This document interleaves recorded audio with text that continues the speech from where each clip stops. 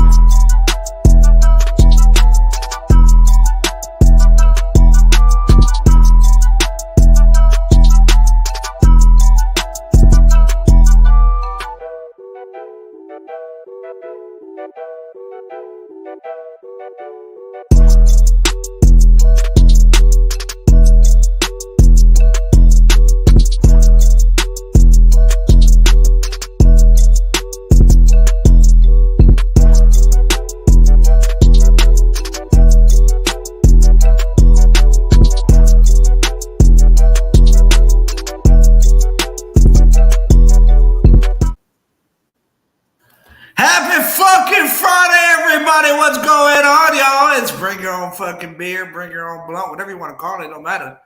It don't really matter, bro. It's Friday. It's all I know, bro. It ain't my payday, but it's somebody's payday. That's all I know.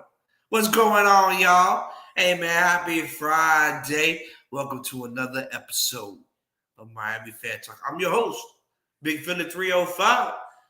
And hey, I hope y'all having a blessed day. I know I am. Yo, man, crazy stuff, bro. We're getting ready for Sunday. Shit, I hit my elbow. God damn, that hurt. Getting ready for Sunday, y'all. Mr. Skylar Thompson will be the starting quarterback of the Miami Dolphins. And Joe Flacco will be the starting quarterback for those New York fucking Jets. But what to expect out of this game. It's not really what to expect out of this game. It's what to expect out of Buffalo and New England. That's the game of most relevance for us. Don't get me wrong. We do need to take care of business on Sunday, right? We play at the same time. So at the end of the day, we need to give ourselves a fighting chance, to win that game, right? So what will it take to beat the Jets? Not much. Don't turn the ball over. Skyler, don't turn the ball over. Mostert can't be fumbling. So definitely securing that ball, right? Converting on third down to stay on the field would be another great way of not losing to the New York Jets. Converting on third down. Defense getting off the field on third down. That'll be fucking great for once. Especially on third and long. And lastly, I would say don't shoot ourselves in the foot. Unnecessary, boneheaded penalties. That's what we need to avoid. These false starts, PIs, illegal formations, those penalties we need to stay away from. If we do that, then there is a good possibility that we can come away with a W to end the season, right? To end the regular season. With that being said, we have another game that's going on that we need to worry about, and that is the New York, the Buffalo Bills, there we go, Jesus, and the New England Patriots. That's another game that we need to worry about. All right, that game is happening at the same time as our beloved Dolphins game. This is another reason why I wanted to stay home this weekend, so that I can watch both games. I have that ability to be able to watch both games, so I want to be able to watch it and keep up with both games and go back and forth, and you can't do that at the stadium. It's very challenging to do that at the stadium. First of all, I never get fucking signal. That's number one. Red Zone never works. NFL Network never works. Nothing ever fucking works in the stadium.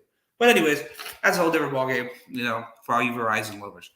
But so I'm staying home. I'm gonna watch this game at home in the comfort of my home. I don't really care too much for the Jets. I really don't care too much for Joe Flacco. So there's not really for me to see in this game. So I am a fan that goes to games to see certain people. For instance, next season we're playing Dallas, and that is the reason why I renewed. It's just so I can see Dallas. Not that I'm not a Dolphins fan. I love my Dolphins. I'm a huge Dolphins fan. I've always have been. I always will be. I love my team and I support my team. But at the same time, I'm making a little money. I'm making a little money. You know what I'm saying? But anyways, what's going on, Canes? Canes is a strong supporter as always. Been feeling gonna be like Flash bouncing back and forth. I'm gonna be like Venom in the background. I'll be like Venom back there in the background. You know what I'm saying?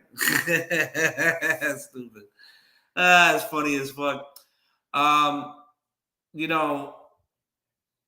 We're really gonna really start seeing. We are really gonna start seeing things unfold on Saturday when Kansas City plays the Las Vegas Raiders and how that game goes. If Kansas City wins, then they lock in that number one seed. If Kansas City loses, then Buffalo has the opportunity to lock up that the number one seed. So the reason why I bring this up is because of two things. If Kansas City, first of all, which I kind of don't understand why some people were saying this earlier. If Kansas City wins, right, now Cincinnati and Buffalo are fighting for the number 2 spot, because if Buffalo loses to another divisional rival and Baltimore loses to Cincinnati, which it looks like it will happen because they're another week without Lamar Jackson,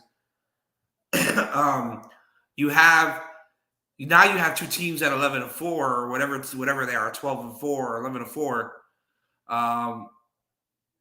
Now they're tied for the number 2 spot, and since that game wasn't played, I understand it's a coin toss. But if I'm Buffalo, I'm saying, nah, fuck that. I don't want a coin toss with Cincinnati and risk me having to go to Cincinnati or go to a mutual site.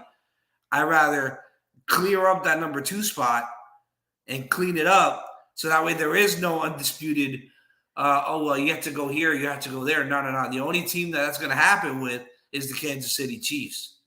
You see what I'm saying? So they might go, you know what? We're going to have to start our starters. Let's get ahead early, and then we'll sit them, which is probably the best case scenario for the Dolphins.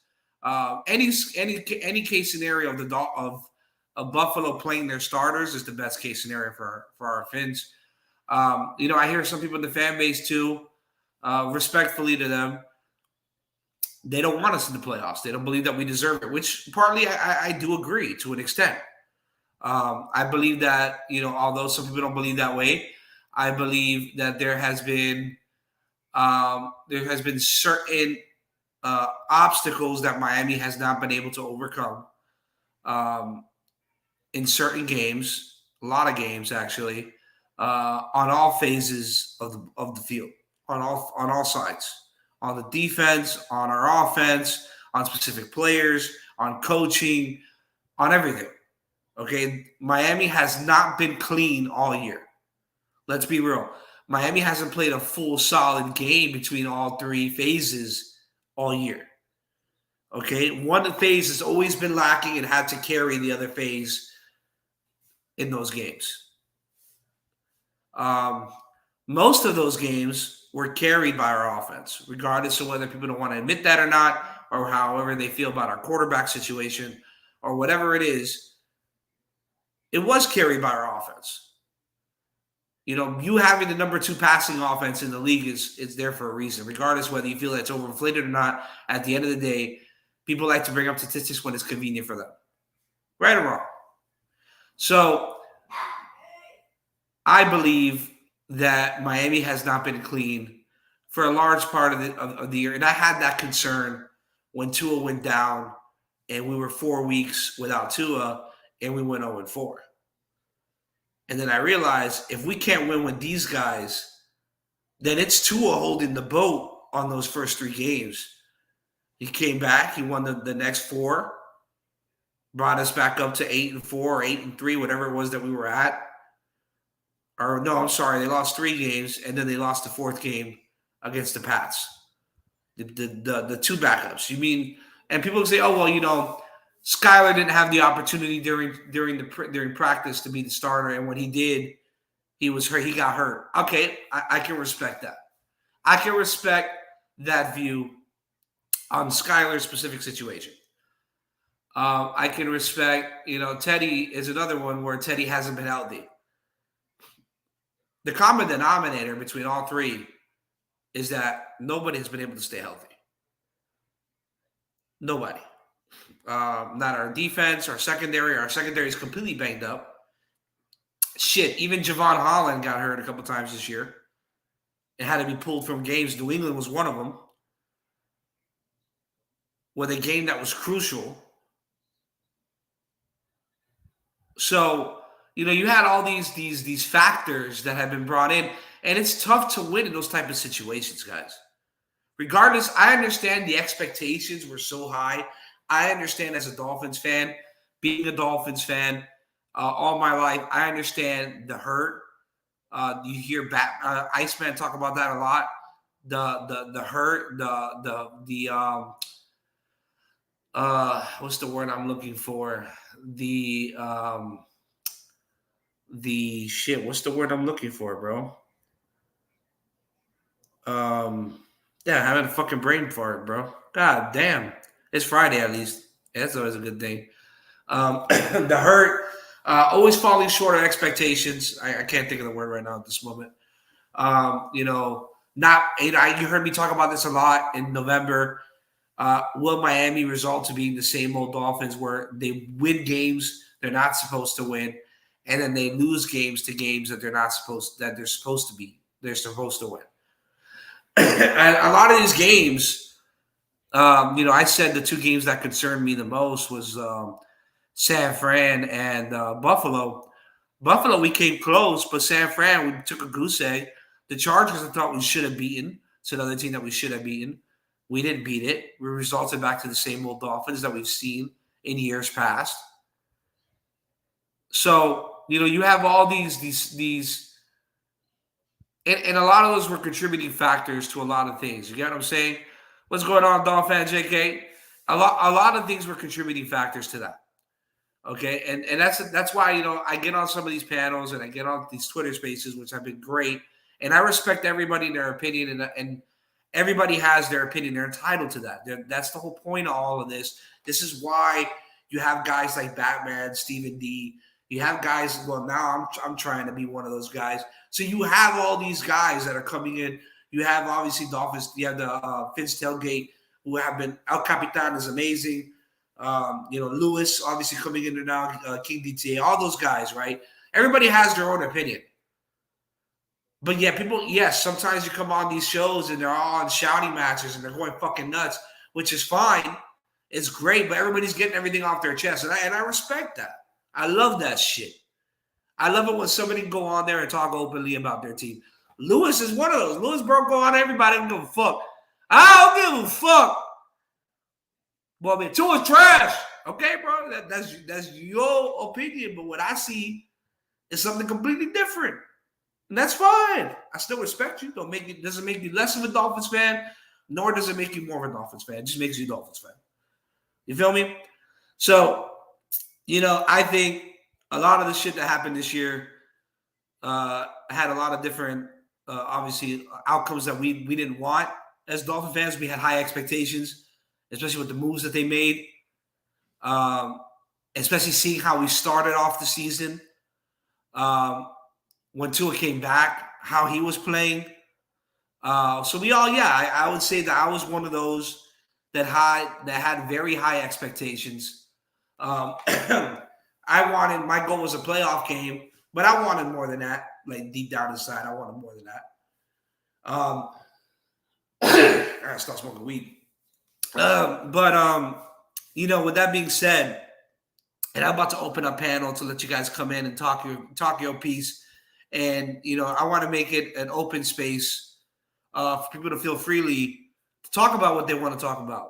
That's fine, bro. I want people to come on here and talk about anything they want to talk about, however they want to talk about.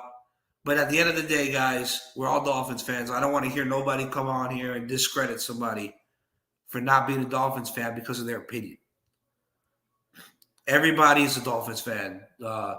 Batman is a Dolphins fan just as much as I am. Lewis, El Capitan, Stephen D, anybody you want to mention, it don't matter. We're all Dolphins fans at the end of the day. Unless you're fucking Mark the Bills fan, you can go fuck off. All right, you can go fuck off, Mark the Bills fan. I know you don't listen to my shit. I don't give a fuck. Fuck you. No, I'm playing. No, don't fuck you. I respect him too. I just fucking get the whole other. But I'm gonna drop the link. I'm gonna drop the link, guys, for y'all to come on here, talk a little shit, have some fun, which is the most important thing, bro. If y'all smoking, y'all can smoke. I don't care. If y'all don't want to smoke, that's fine too. Y'all want to drink? That's fine. You want to play video games? That's fine. I know there's some kids in here. Hey, by the way, parents, bro, we do curse a lot on this show. A lot. So please be careful when you have your kids listen on YouTube, guys. You know, pay attention to your kids and what they're watching. It's good that they're watching sports and not other shit. But just be careful what they be watching. You know what I'm saying? But I dropped the link in the bio, guys, on the comment section. For those of y'all who want to come in. I know Kane's Dolphins. I know he's going to come in soon enough. But yeah, man, you know, I feel that a lot of shit contributed to the way Miami played this year. A lot of it had to do with, again, that defense. A lot of it had to do with not being healthy. A lot of it had to do with some of Tua's decision-making. Yes, is he limited? As some of his limitations? Yeah, he has some limitations too. So there's a lot to contribute to it. It's not just one thing. It's not just Tua or it's not just McDaniels. And for people to call McDaniels to say that we need to fire him, bro, that was the most explosive offense I have ever seen in my lifetime watching his offense. That's all I have to say. I'm going to leave it at that. And by the way, for some of y'all who want to talk about Brian Flores, look, bro, what was Brian Flores strong at? His defense. How was his offense? It lacked. It was weak. Regardless whether you thought it was Tua or not, because Tua and Fitz were going back and forth. It was weak. He couldn't even keep a fucking a core together in the coaching staff. Okay? What is Miami's strength now? Offense. What is his weakness? Defense. Are we going to have a new DC? Most probably. It's the same shit. The difference is now it's a little fun watching games and you don't fall asleep in the second quarter. That's the only difference. Now you got to stay awake to see when Tyreek throws a bomb. When he goes for a bomb, instead of you falling asleep and waiting for a fucking pick. That's the difference. Let me welcome to my panel, my boy, Mr. Canes Dolphins 305, or Canes Dolphins 1980. Bro, it's Friday. Leave me alone, dog. I'm all over the place today, bro. I had a long fucking day. I'm tired. What's going on, damn, bro? man. Tell me, man, what you... Today was rough. Today was long as shit, boy. Oh, boy. Well, it was the longest Friday I ever seen in my entire life, bro. That clock took forever to hit 6 o'clock today. God damn, I hate those days, boy. And that's Friday for you. Yeah, it happens, bro. It's because you're excited. And then your weekend goes in a heartbeat. Hell yeah. It flies by like it ain't shit. Yeah, and then you're back to work on Monday talking about, this fucking bullshit all over again for another week. Here we go. Man, I got to have surgery next week. I ain't looking forward. I'm going to see a chiropractor in 2 weeks. I'm finally going to see a chiropractor. My back thought they had pinga cojones. Bro, but I have one already. What's up, bro? No, what's up, bro? So tell me what you feel. Tell me. I'm going to ask this. Okay. What did you feel deep down? And I want you to be completely honest. Honesty is transparency. Okay? All right? I want you to be completely honest. And I'm not going to ask some dumbass question like, is Tua an elite quarterback? No. Okay, what's up? How do you feel? What do you feel went wrong this year? That's my question. I have to think about that one. It's a good question. Very good question. What went while wrong you contemplate that answer, okay, I'm going to go ahead and take this opportunity to announce that we are giving a jersey giveaway, guys. We have been. If you haven't yet, tell your friends, tell your family, tell your colleagues, Tell everybody in this community, this amazing, fun, inspired community, I am giving away a Nick Needham autographed jersey certified by JSA. Once we reach 200 subscribers, it'll be given away to one lucky fan. No donation necessary, guys. All you got to do is hit the sub button and subscribe. That's it. Come on in. Talk a little fun. You're going to catch us every Monday and Friday talking shit for 2 hours. And then we're going to hop right off so that we can let the other guys talk. And then you'll probably see me on Batman's show right after my show. But, yo, come on in, bro, guys. Make sure you hit that sub. Tell your friends. Tell your family. Tell these people on the Twitter spaces, hey, man, go follow this fat guy with a beard. He's funny as shit. And let's go ahead and have some fun and talk some football and some basketball and other things. Because, guys, by the way, I have a lot of shit coming to this channel very fucking soon. Very soon. There's a lot of things coming to this channel. It's not just going to be one thing. It's going to be a lot of fun. And I just want y'all to enjoy it. Enjoy it. That's it. So tell your friends, you know, yo, Cap, I know eventually you're going to come on. If not, you're going to re-listen to this shit. You better tell fucking Pete. I want to see him on here. I've been asking for Pete to come on here for 2 months. I want Pete here. So if anybody knows Pete, you bring that motherfucker right here. Because he a funny motherfucker. I love his takes. That boy makes me laugh. Is. Him and Lewis, they made me laugh. But anyways, now that that's out the way, actually, I was trying to find the fucking, oh, wait, no, that's not it. Oh, sorry, guys. Wait, that's not it. Sorry. Oh, sorry, that ain't it. Hell no. Oh, nope, that ain't it. No, hold on. My bad, guys. My bad, bro. That's the wrong one, bro. I got too much shit in this thing. Oh, I can't find it. Where is it, though? Where is it? No, that ain't it. No, that's not. Oh, no, that ain't it. Damn, where the fuck is that shit? Oh, sorry, guys. You guys are not supposed to see that. Sorry. That's oh, here it is. I found it. There it goes. All right. Yeah, there we go. Yeah, so Nick Needham giveaway after 200 subs. You can ignore the donation tab here for tickets. But yeah, bro, it's a Nick Needham jersey, bro. Throwback. It's gonna be a lot of fun, man. I got 3 jerseys, bro. I got 3 jerseys that I'm auctioning off. 2, 4, and 600 subs.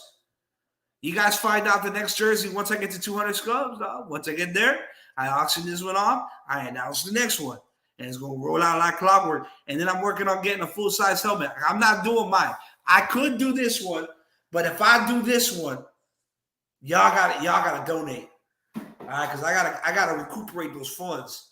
Because y'all don't like this one. Full size, Jalen Waddle, Fanatics, I don't know where right here. Fanatics authenticated. All right, Fanatics. All right, this ain't no JSA. So you have to saw I pay full price, retail price for this. Maybe I'll do that at 1,000 subs. Man. I don't mind, bro. I mean, it's fine. Autograph, more subs. It is, bro. But so is my jerseys. I got 3 of them. I even got some leather jackets back there, bro, that I gave to which those will never go up. But I got some back in the like 2010, 2014, around those years, like in between those years, Miami, the Dolphins used to host blood drives. Oh shit! Really? Yeah, when you went to the blood drive, they would give away tickets to games, and that's why we did it. Because we wanted tickets. What year? And back then, it was like 2012, 2013, 20. That's how I first met Mike Pouncey. Mike was walking out, and we were kind of chilling. I could find the picture. I have the picture somewhere. Not with Mike, but with the group that we had. That we ended up meeting at the stadium. They were cool as fuck. He got done. No fucking way. Yo, dog fan, are you fucking? Hey, you can tell Pete he'll never get booed here or banned from a show, even with the money. Yeah, for real. Because I'm gonna implement that shit later. But damn, he got done for a week. How much it cost to bring him back for a week? For that week? Yeah. That's a shit. You see, that's the shit with Dolphins I fans, think bro. like They don't respect other people. Bro, I might fuck around and knock you off for 10 minutes, bro. But I ain't gonna knock you off for a whole week. That's just like because I want to laugh. I did that shit to Stephen D. On Batman. Was it Batman? It was I Batman. remember that. It was Yeah. Finn's tailgate. Finn's tailgate went on there, bro. Yeah, Stephen D man, came you on got there him good. bro, he started talking all that smack. First thing I did, 10 minutes. Boom, $10. Not today. He got so mad. It was so funny. Oh, I loved every goodness. second of it. I love Stephen D though. He's a funny Yeah, dude. that was He's funny cool as dude. hell. Yeah. But cool. But yes, that's how we met Mike. Mike was walking out at the time. He was walking out because it was late. He was walking out with John Jerry at the time. We had John Jerry at the time. Right. And he was walking up to his Bentley. And we were there with the group, and we had these we had like 3 girls with us. We had 3 girls with us. He started he wanted to holler at one of the chicks. So we put him down. Put Buddy down one of the chicks. No way. I promise you, her name was Small. Her nickname was Small Mountain. I'll never forget her, bro. I'll never forget that girl. What? But Gordito, for those of you guys who don't know, Gordito is my brother, and I had to work that morning, and we got there early. We camped out type shit, and one of those years we camped out, and I was the first one in. So the first one in, damn, they paid $100 to boot that boy for a week. Yeah. Yeah. Oh, hey, bro, let me get monetized right quick, bro. Let me get 10,000 subs. I'm gonna start doing that bullshit. $100. You know, $100 well. Well, you see, for me, it's a little different. If that's for the show. You get me? That's to get more shit for to give away. Like, I do this for fun, guys. I don't do this to make a living. I have a great job. The guys on my panels, they have great jobs. Like, Poseidon, Willie Beeman, Will. We do this for a hobby. That's why you don't see them on all the time, because they're always fucking working. They're like me. I work a lot too. But we do this for a hobby, just to talk, because we have our group chats like everybody else does. We're like, why not put this shit on a podcast? It's just funny as shit. Half the time we're fucking ranking each other anyways. So it's funny as fuck. It's just entertainment. It's literally entertainment. But let me get fucking monetized so I can start doing all this crazy shit that they be doing, bro. Trust me. You're gonna start seeing 10-minute mutes and all that bullshit. But you're gonna see also a lot of giveaways, bro. It's not gonna be just, oh yeah, he pocketed all that money to pay his rent. No, bro. You see those 5 jerseys back there I'm giving away? That's where that came from. You see that Dolphins ticket I gave away last week? That's where that came from. That's where that's just gonna come from. But that being said, to go back to the story. So my brother, I had to go to work that morning. By the time they opened the door, so Gordito ended up being the first one in. Gordito walks in, which, bro, I hate my brother an asshole, because he could have said, you know what, Phil, you were the first one in. You got me up. You drove me there. I'm there because of you. Right. When they opened the door, you know who opened the door? Who? Nate Moore. No way. My brother was wearing this raggedy ass old jersey that we used to have. It was a Jack Thomas jersey. Bro, the 54 didn't even show up no more because it was so faded. Okay? That thing was faded. It was faded as fuck. So what did they do? They gave him a throwback Nate Moore jersey, which he has to this day. Oh shit! They gave him a throwback Nate Moore jersey, autographed by Nate Moore that day. And I'm like, you piece of awesome. You piece of caca with a dash of do. And he didn't even give me that. He still flashes it in front of my face. I'm like, all right, bro, damn. Fuck you. So, but those were the good old days. They don't do that shit no more. They do, more, you had the cancer, the bike ride, the marathon, that they do now, the Dolphins Cancer Challenge. They do other things now. They change it up every 5-10 years. Before it was the Dolphins Blood Drive, which was with the Red Cross. So they did a bunch of shit. And it's cool how they give back to the community, bro. It's awesome. But going back to the question that I asked you, now that gave you some time to cook. right? I see here Dolphins fan JK, the injuries on the D. I can say I do agree. I think injuries on both sides of the ball played a huge factor on how we played this year. But how do you feel, Canes Dolphins 89? How do you feel on what went wrong for the Like, Dolphins what do this you year? mean? Like, what do you feel is what do you feel contributed the most to the Dolphins' unfortunate unsuccess in this campaign towards the end of the season? What were the contributing factors not being successful in closing games out or winning games or just overall towards the end of the year? Like, what do you feel was the contributing factor to that? I say like a little bit of everything. Like some defense, some offense, some special teams, some coaching. A little bit of everything. I feel you. A little bit of everything. Yeah, I felt like yes, and the coaching aspect of it. You can also say too, he is a rookie head coach. He is Yeah. inexperienced to an extent.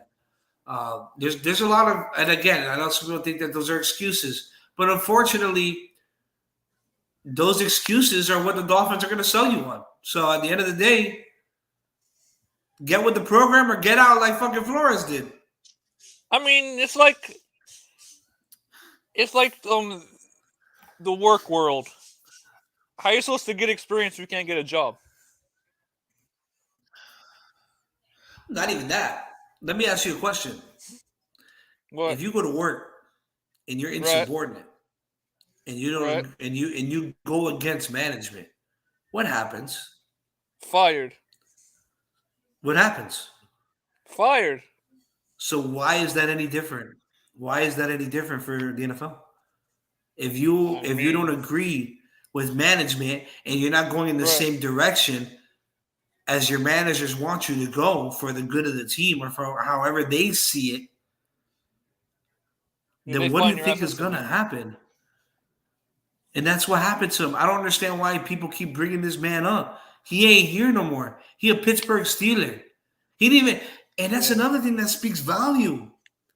He didn't go back to the Pats. Yeah. That He went to go speaks join Mike Tomlin.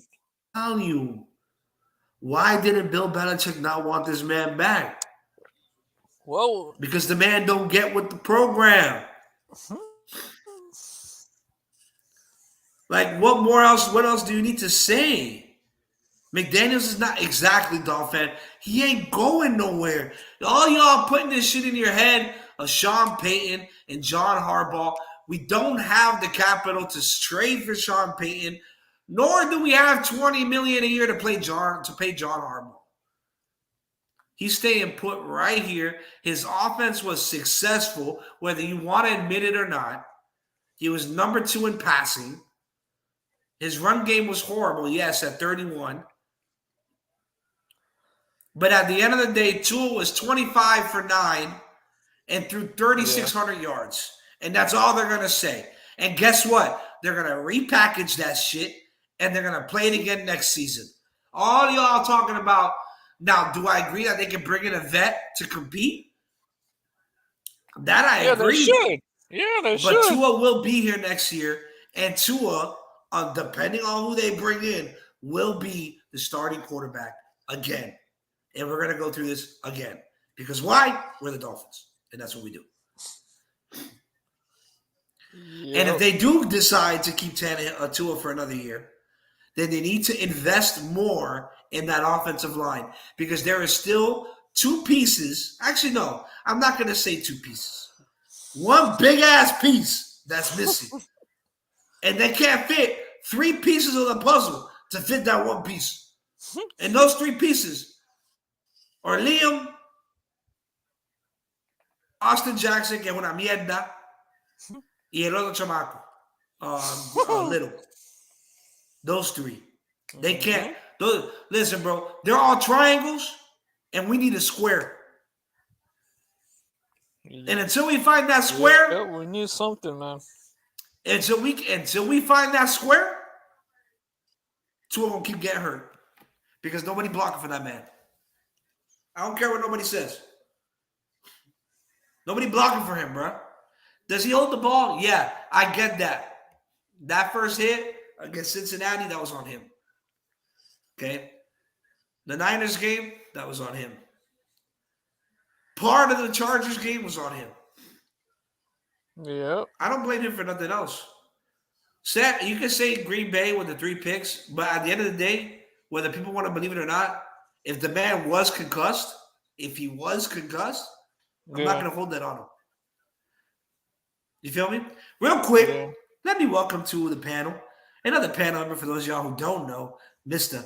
Willie Beeman Info. What's going on, Willie? What's up? What's up, Willie? What's up? What's up? What it do? What's happening? Was chilling, dog, you know? Oh! Counting down. Oh! Let me welcome the only Puerto Rican that watches this show, Mr. Cap for life. What's going on, Cap? Technically, he's not the only Puerto Rican. I know. You dumbass. Well, that Puerto Rican left. When I mentioned he was Boricua, he left. Look. That's Maria se fue. Maria se fue. What's good? What's good, Miamifantalk? What's happening? What's happening, my guy? Hey, bro. How was your day, Willie? Well, you know, we're here looking at the news. I guess I can call myself champion. Fuck you. Fuck you. Wait, what happened? All right, so you know what? We're gonna This is the place. There you go. All right, there you here go. we go. Hey, we got a lot of voices here. Hey, hold on. You get a lot of opinions here. Real quick. Before we say anything, let me welcome again, Mr. Cap for life. What's going on, Cap? What's up, Cap? Hey, hello. Thank you for inviting me on the program. Thank you. You're always invited, Cap. What's up, Cap for life? Love for you. All right, gentlemen. So let me get into this. Let me get into this fantasy dilemma, and then I'll go back to the question that I asked you. So, hold on. Fuck you. You know what? I'm gonna sound like you for this. Okay? I'm gonna sound like Willie for this thing. Okay? Willie, he lost. So listen. No. Me and Willie are playing in the Super Bowl. Okay? Right. I am up 34 points. 34 points. And I have nobody left to play Monday night. Now,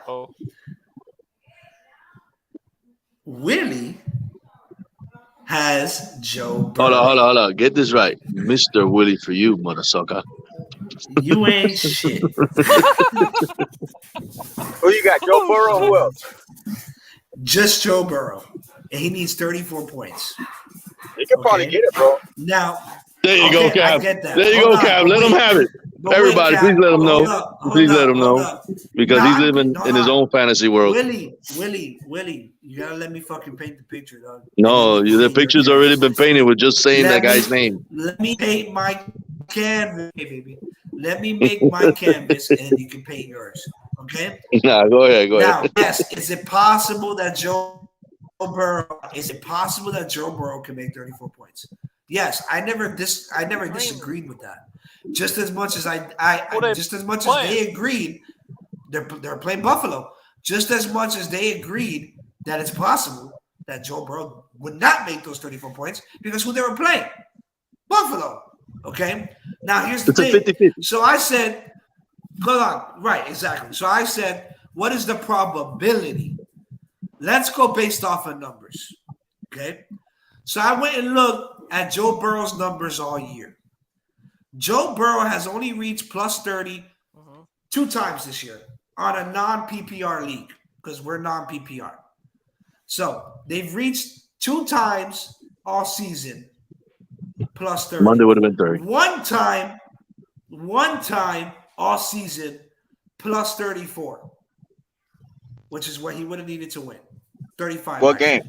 Plus what 35. Game? Atlanta in the beginning of the year where they had no defense. Well, I mean, you got to put into account too when the injury happened. It was the first quarter. The first quarter they had 7, and they were driving. I think. Do you know how much he had to put? How much he had to score to get 39 points? I'll tell you. 4 touchdowns. 34. Wait. Don't add no more points. It's 34. No, it was. You said 39. I'm using it to compare. I'm just saying what he did to get 39.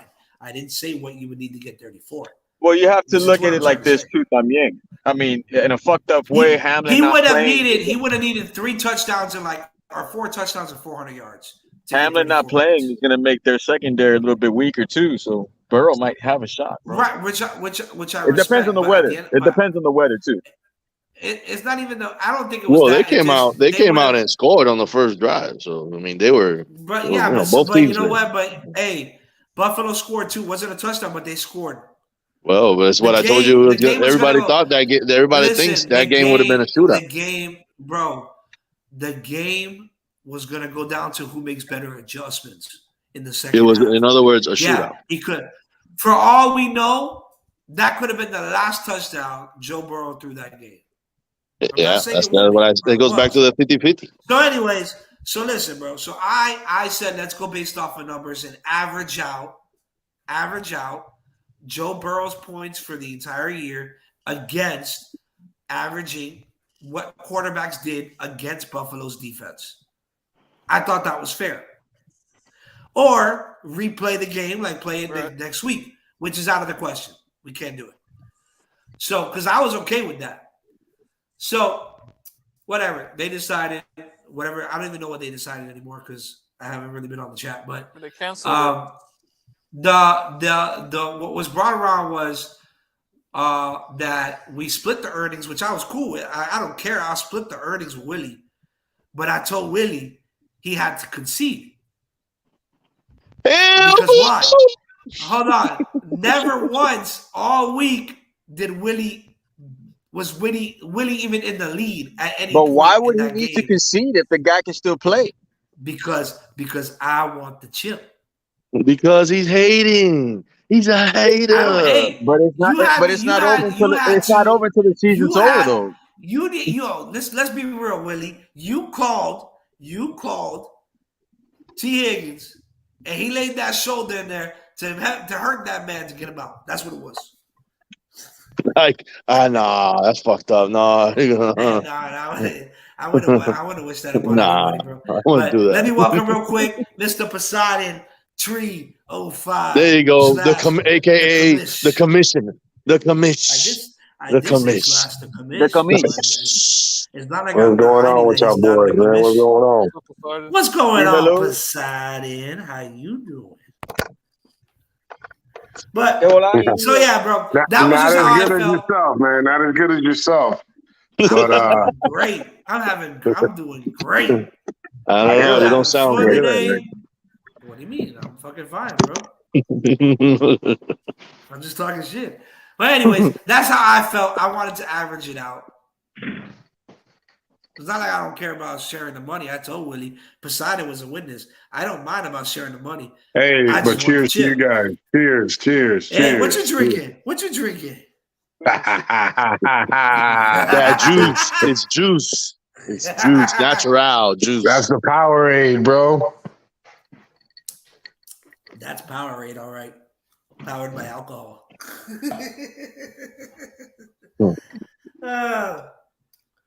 Shit. I forgot the wine. But, yeah, man. So that's how I felt. I just wanted to average it out. So Willie thought it would be a good idea to bring it on the show and ask you guys, do you think I had enough to beat Willie Beeman with 34 points? 28. No. 28. 34 total, 28 points he needed to win the game. It was 34 points before the game started. You keep talking about 34, but he already had scored 6 points, bro. Let's be realistic here. Okay, Don't but lie to either the way, people. hold on. I'm not lying. You keep talking about before the game. You keep talking about the before the game. Regardless whether he needed 28 more points, he still needed a total of 34 points. Actually, 35 points to put him ahead to beat me. He still needs 35 total points to beat me. And that's my question. Does Joe Burrow end the night with 35 points total? Doesn't matter whether he already had 6 or not. Everybody already knew he had a touchdown. Why do you keep saying 28? That's how much was left. 35. That's how much. Keyword left. I'm saying you needed 35 total. I never said it was 35 left. Yeah, then you know what? I'm glad you mentioned that word left, because that word left is you were left to pretend you were going to be champion. There's a whole game left where he had opportunities to throw picks. There's a whole game left for Buffalo's defense to start shutting him down, and he puts up maybe 21 points, which is what he was supposed to be averaged anyways. Was 21 was his projected. So again, what is the probability of Joe Burrow putting up 35 points that night? 50-50. Very low. Well, Very low. What will make it? Listen, hold on. Are you seriously saying that Joe Burrow is not capable of putting up those type of points? He is. It's just I don't. But again, the probability is what I asked of that night, that specific night against Buffalo. But there is so you're telling me there is a chance, right? I never denied it. I just asked what was the probability. All right, then. So what are we? So what are you talking about here?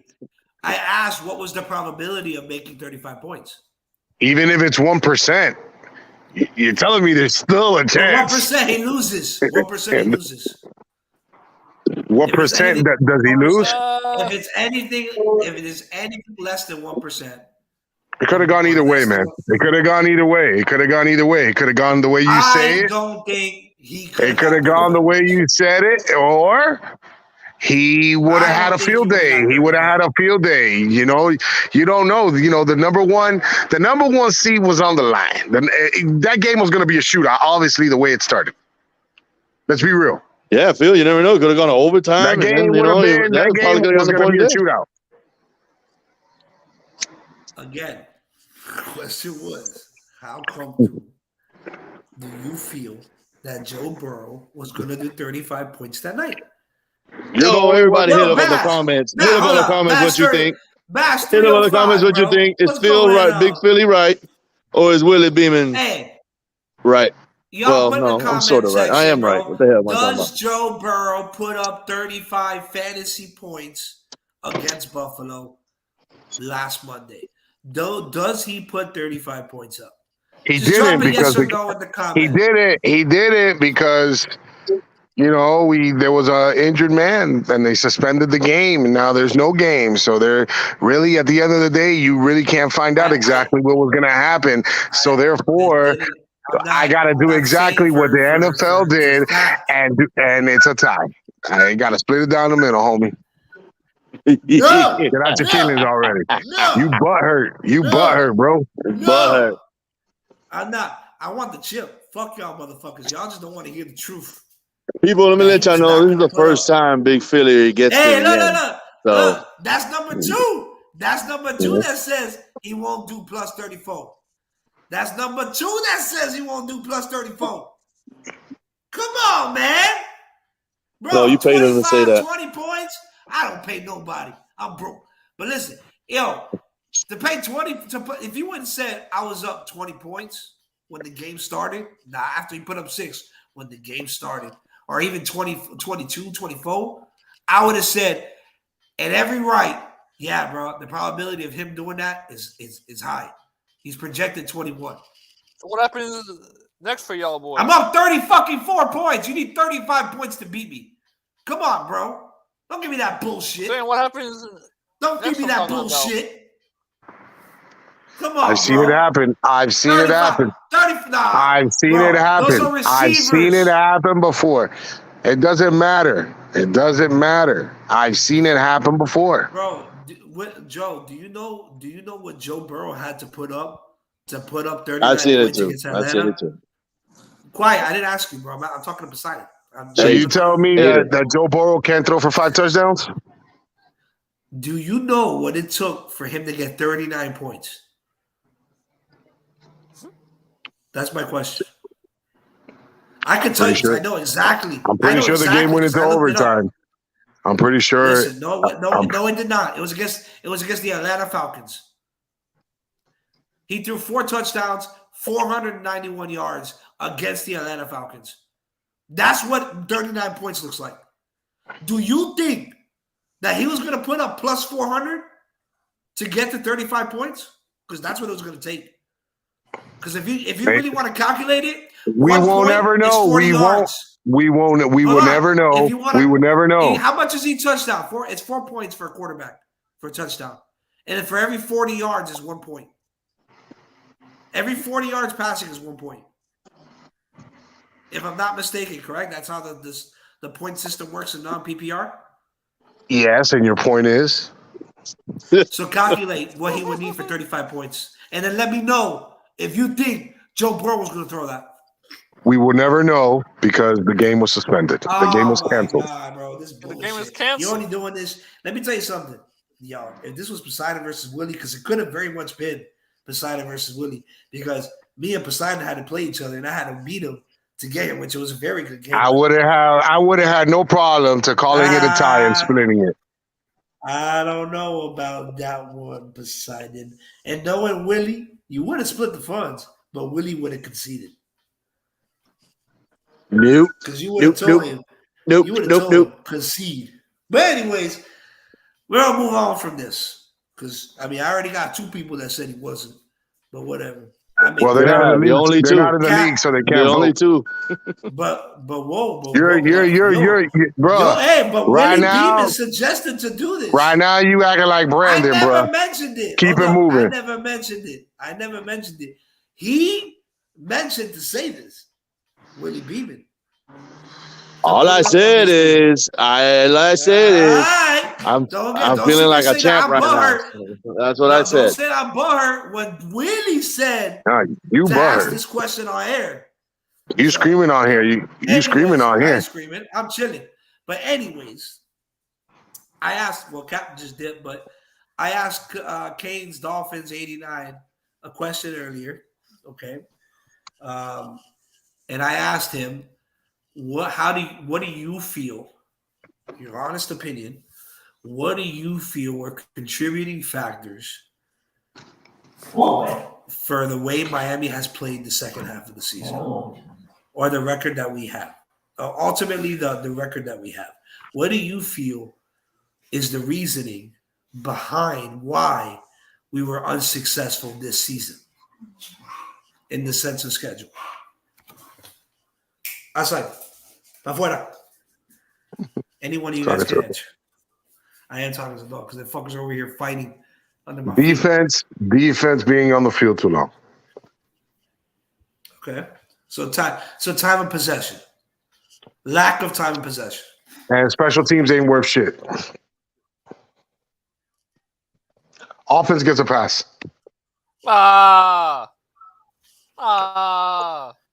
Offense gets a pass. I played the fifth on that one. Why doesn't offense get a pass? Because they struggled too, man. When? What do you mean when? Man. When did they struggle? Against who? All the games, man. They struggled off and on, dude. What games? I mean, obviously all the games were close. Yeah, they were close. What I'm saying, it shouldn't have to be that close. We should. Why?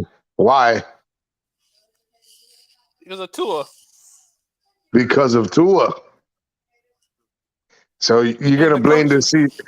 So wait, we're gonna blame Tua because they are. Bro, I'm not blaming anybody. I'm saying it's on the whole team. That's what you just said. Well, I take that back. I'm saying it's on the whole team.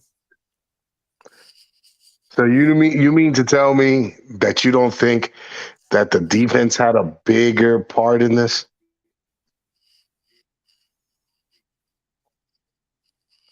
I mean, they all had a bigger part in this. But all right, You need to tell me. According to the Tua haters, it's all about Tua. Tua causes all the defensive PIs. Tua caused the lack of depth in the secondary. Tua hater. I'm a football fan. No. There you go. Good answer. I'm not saying. Good answer. Good answer. Good answer. I would never say that about you, Case. I'm talking about other people. Because those other people were here right now, they would have came on here and started screaming over Poseidon. That's fine. They can scream all they want. They ain't gonna win none around. See, for me, I don't care what the record is. If you ain't got a Super Bowl ring, it's a failure season. And that goes the same way. Yeah, I know what I'm saying. It's not a failed season yet. We're still not out of it. Well, I want a championship. Anything short is a failure. Do you know how hard it is to get a championship in football? Yeah, but it's like or period in any sport. No excuse, man. Of course. Why is there no excuse? I want to know why is there no excuse? Injuries was a big part too. I know injuries are a big part. I'm saying in general, for me as a fan, it's championship or bust every year.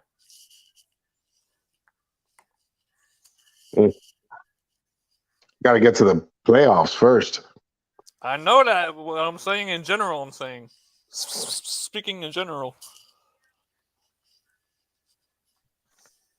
Well, I can tell you this, man. Hold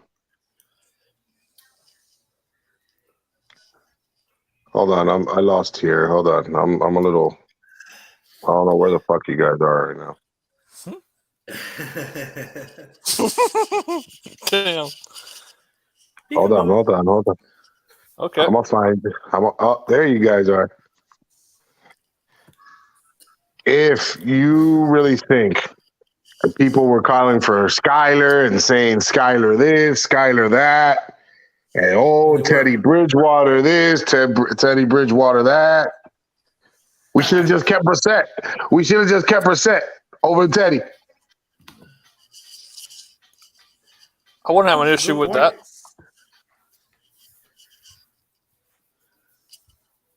So it still falls back again to the same issues we had that we knew we were going to have.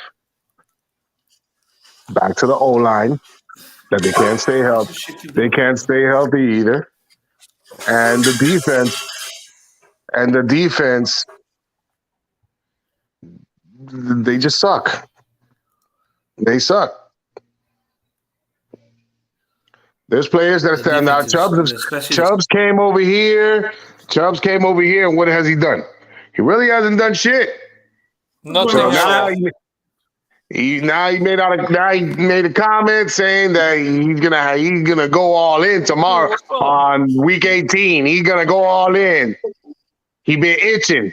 Yeah, but he says that too. He already got paid. Right. He already got paid, and he's in South Miami. You know what I mean?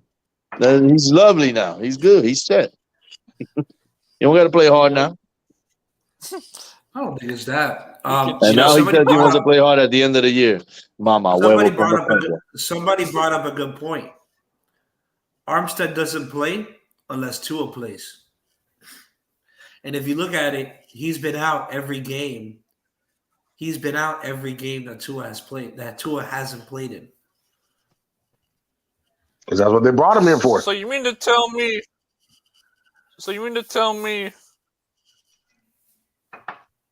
I'm not gonna say it, but I just like 4 or 5 times that if Armstead doesn't play, neither does Tua. No, when Tua doesn't play, it's backwards. Tua doesn't play, it's backwards. It's backwards. Okay. Armstead typically he sits. I think there was only one game that he played in. Actually, he came out. I don't think but I think that was the Minnesota game, and I don't think he played. He played and he came out in the first quarter.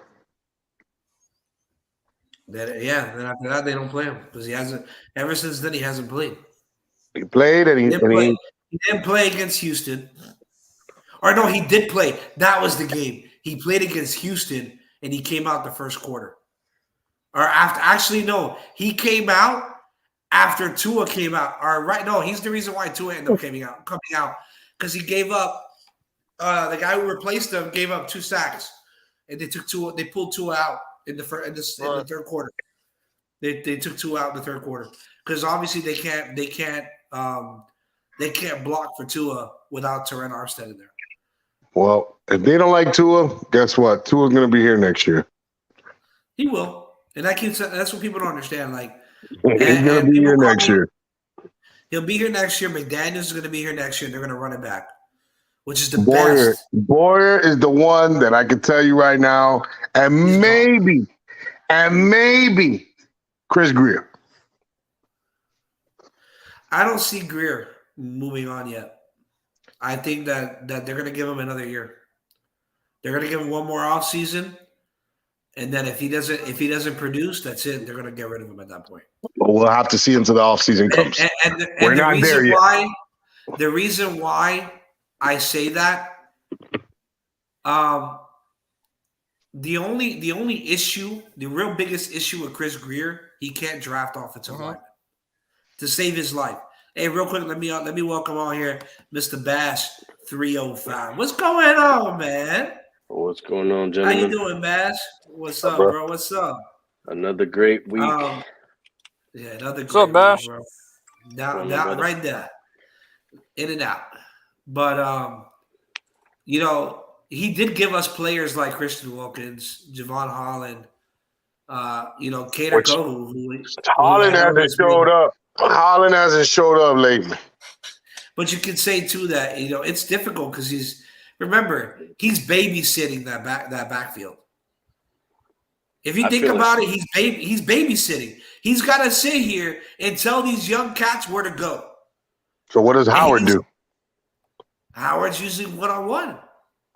Howard's left on an island. That's why he keeps getting burnt the way he's getting burnt. Because back then, last year it was Byron Jones.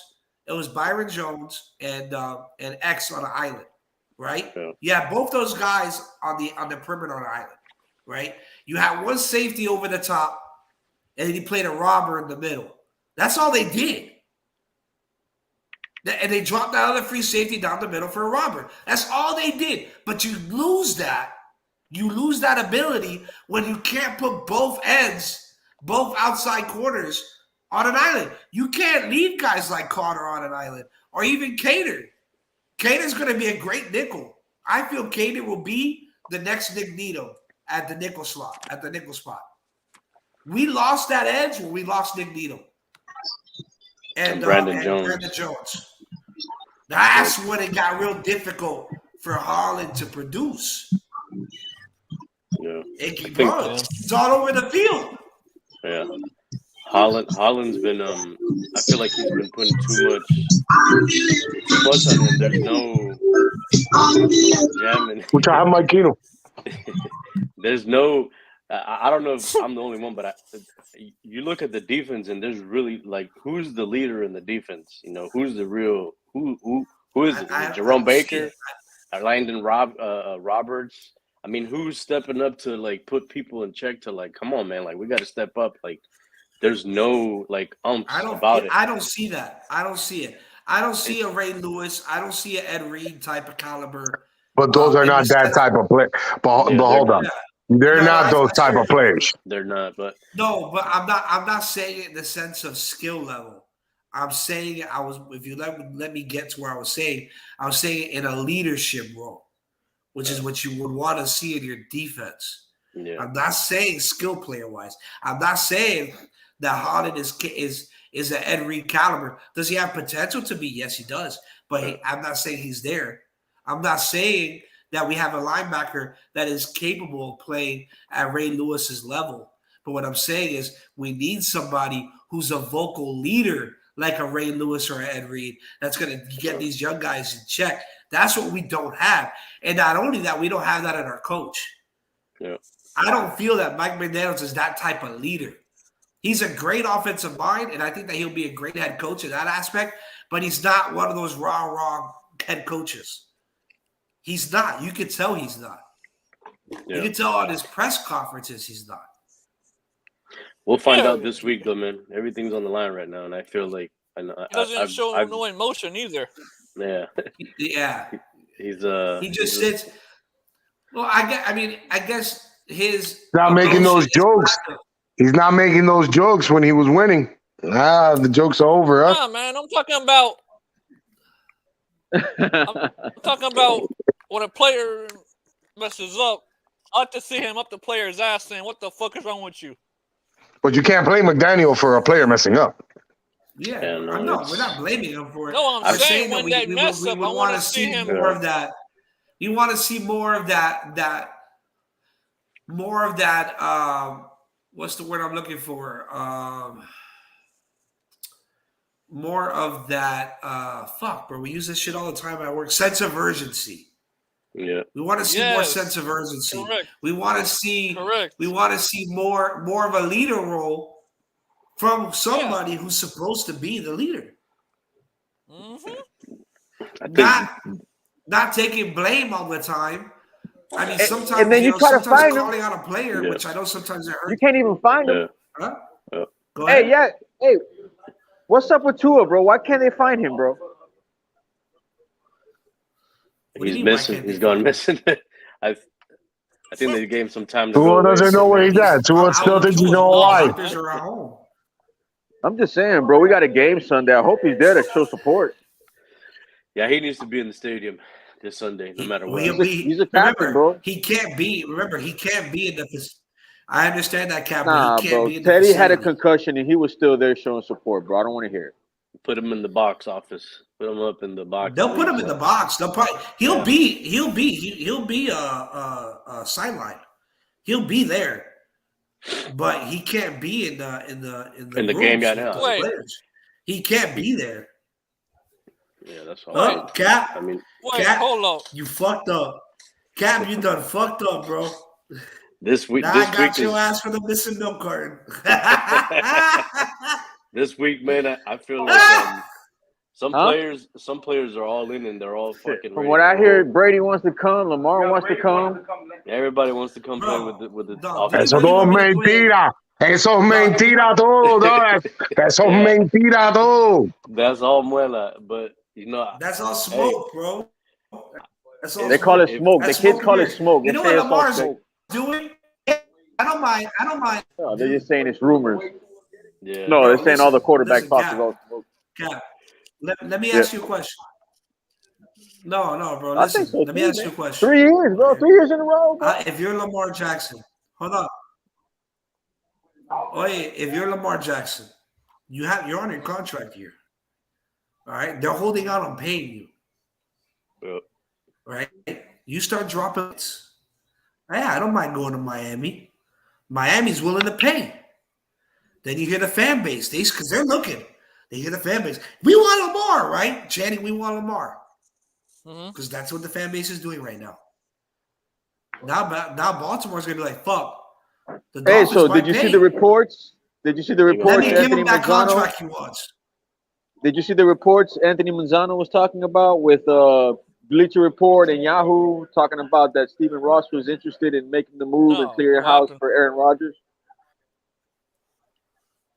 I didn't see that one. Bro, we don't have the capital to do none of that, dog.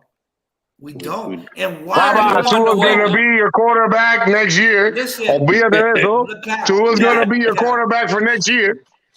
I believe it. Listen. I see you ride it out. Ride it out and hope for the best. Yeah. And honestly, exactly.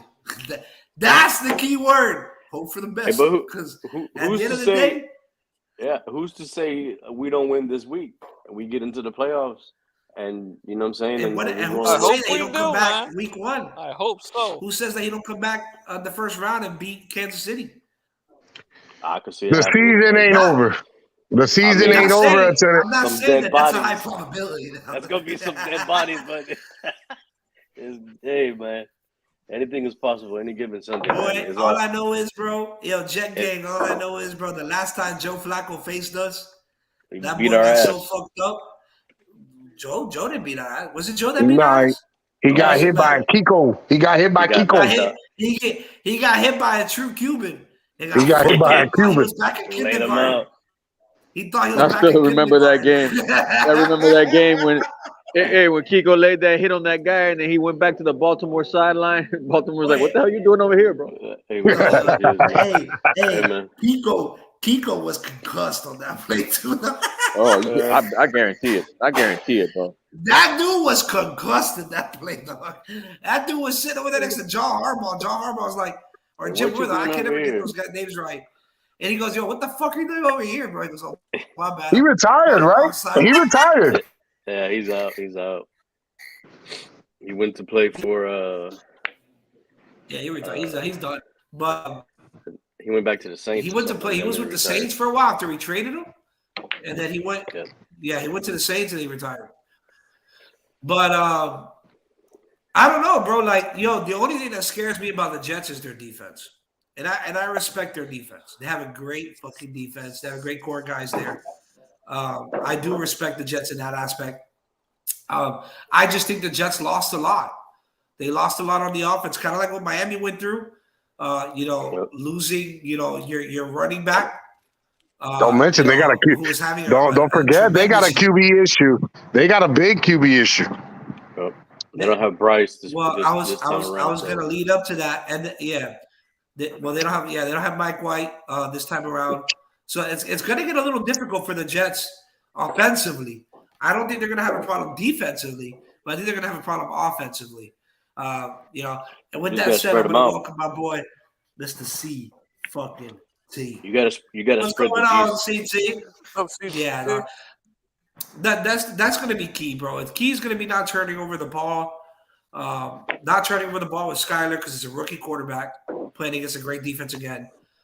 Which don't forget, Skyler already has some experience against the Jets defense when we got blown out in that fourth quarter earlier this year. So so he has some experience with the Jets. He's gonna know kind of what they're gonna look to do to him.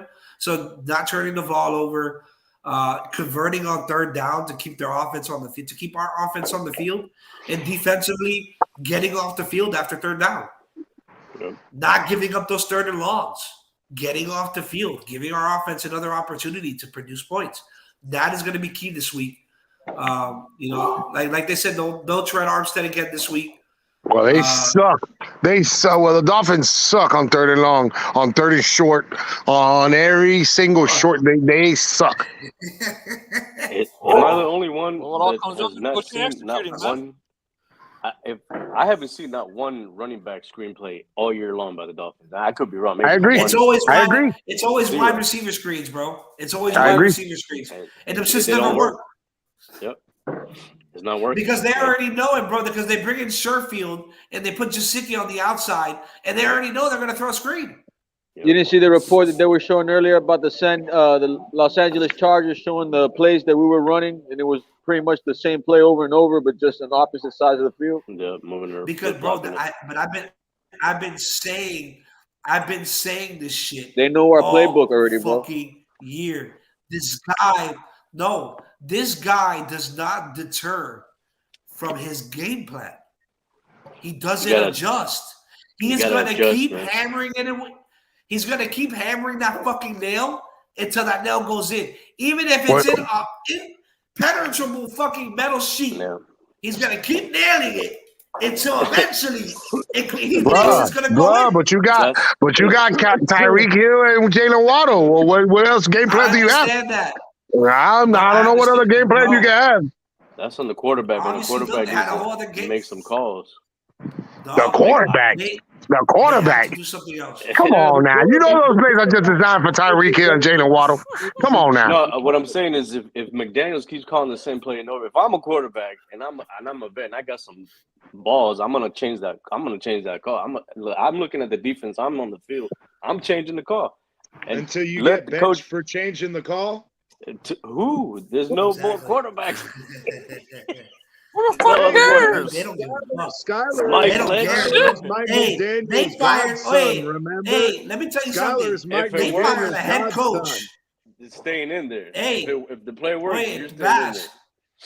Bash, they fired a head coach for that. What makes you think they won't fire Tua? Oh, man. Yo, they fired a head coach, and not only did they fire a head coach, they tarnished that man's name to a point where he will never be a head coach in this league. This is true, man. Hey, but I'm just saying, if a play doesn't work over and over and over, as a team, I'm just saying, bro. Hey, I'll the be in the Dolphins, coach's ear that, like, yo, that front office change is that play. ruthless. Wait, hey, fuck around. They're gonna start canceling us as friends, bro, as fans, bro. I'm telling you. They already did, man. They're ruthless. They're ruthless, bro. That front office, bro, they don't fuck around, dude. That is not one front office I would not want to work for. No. I'll tell you that shit. Our fan base is out of control sometimes, bro. It's wild. But I agree. Yeah, I agree. 100%. They be saying crazy reckless shit. Boy, CT went into a shouting match last night. It was the funniest shit I ever seen. Dog. The one thing we can honestly say, bro, that I know is we don't have many bandwagoners other than the two dudes that came in from Alabama, the type of, like the whole, like when LeBron was here, you bring people who never a real fan to begin with, you know what I'm saying? But other than that, like our fan base sticks right or die no matter what in the ways. But we agree to disagree and shit, but like the people who know football, we know, like, yeah. I have the application for those of you guys. Yeah, who may want to transfer over after we win on Sunday. Hey, Jet. Hey, where's that Jet fan at? Hey, if you want, bro. Hey, the transfer form is right here, Jet Gang. What is that? Transfer form is right here. Hey, don't do that. Don't do that. Don't do that. And then don't do that knowing that we suspect. Don't do that knowing that we suspect. And then we lose. You gotta sign it with Hey, he gotta sign it with blood. The Jets are coming in heavy, man. They're gonna come in the ball. So you gotta poke your finger, around either. And it's a blood signature. Yeah, no, they're not. They said it. They want. Buddy wants to send Mike McDaniels home to play golf with him. Yep. Buddy said in an interview. What's his face? Maybe that's what Tua needs. Maybe Tua needs to go play some golf. No, the Tua needs is a better helmet. Tua needs that helmet that Kenny Pickett told him to use. It's called the Axiom. That fucking one that it's called the Axiom. Yeah, the Axiom. Yeah. I don't know what it is, man. That boy is very fragile. With the Axiom, though, you have to wait 2 to 3 weeks because they custom build them. They literally 3D image your head and they custom create. That's why he's still out. Maybe. That's why he's still out. I'm just saying. Philly's over here. I'm just saying. Oi, all y'all want to say he got benched. But maybe he got that helmet coming. They're like, you know what, Tua? We don't want to risk your head. We're going to wait. It'll be here by the time we play Kansas City. Oh, shit. That looks good, man. Yeah. It'll be here by the time we play Kansas City. Here you go. We're going to sit you for 2 weeks. You go sit back, relax, enjoy your family time with your wife and kid, and let us handle our business, which they haven't done yet. I think besides that too, it needs he needs some pointers, and like, when you go down, you get, like, you see a lot of players that know how to take a hit, but they don't drop, like that motherfucker just needs to stop falling on his back. He just needs to stop falling on his back. And it's most simplest hits. All his concussions happened when he fell on his back. He didn't even fall on his back. He tried to fucking he tried to slide out of it. He tried to fall forward, but that defense, they grabbed him and spun him backward. That was the whole problem. Yeah, they spun him. Can't. But that's what I was gonna say, because they were mentioning that. Go ahead, my bad. There's nothing you can do about that.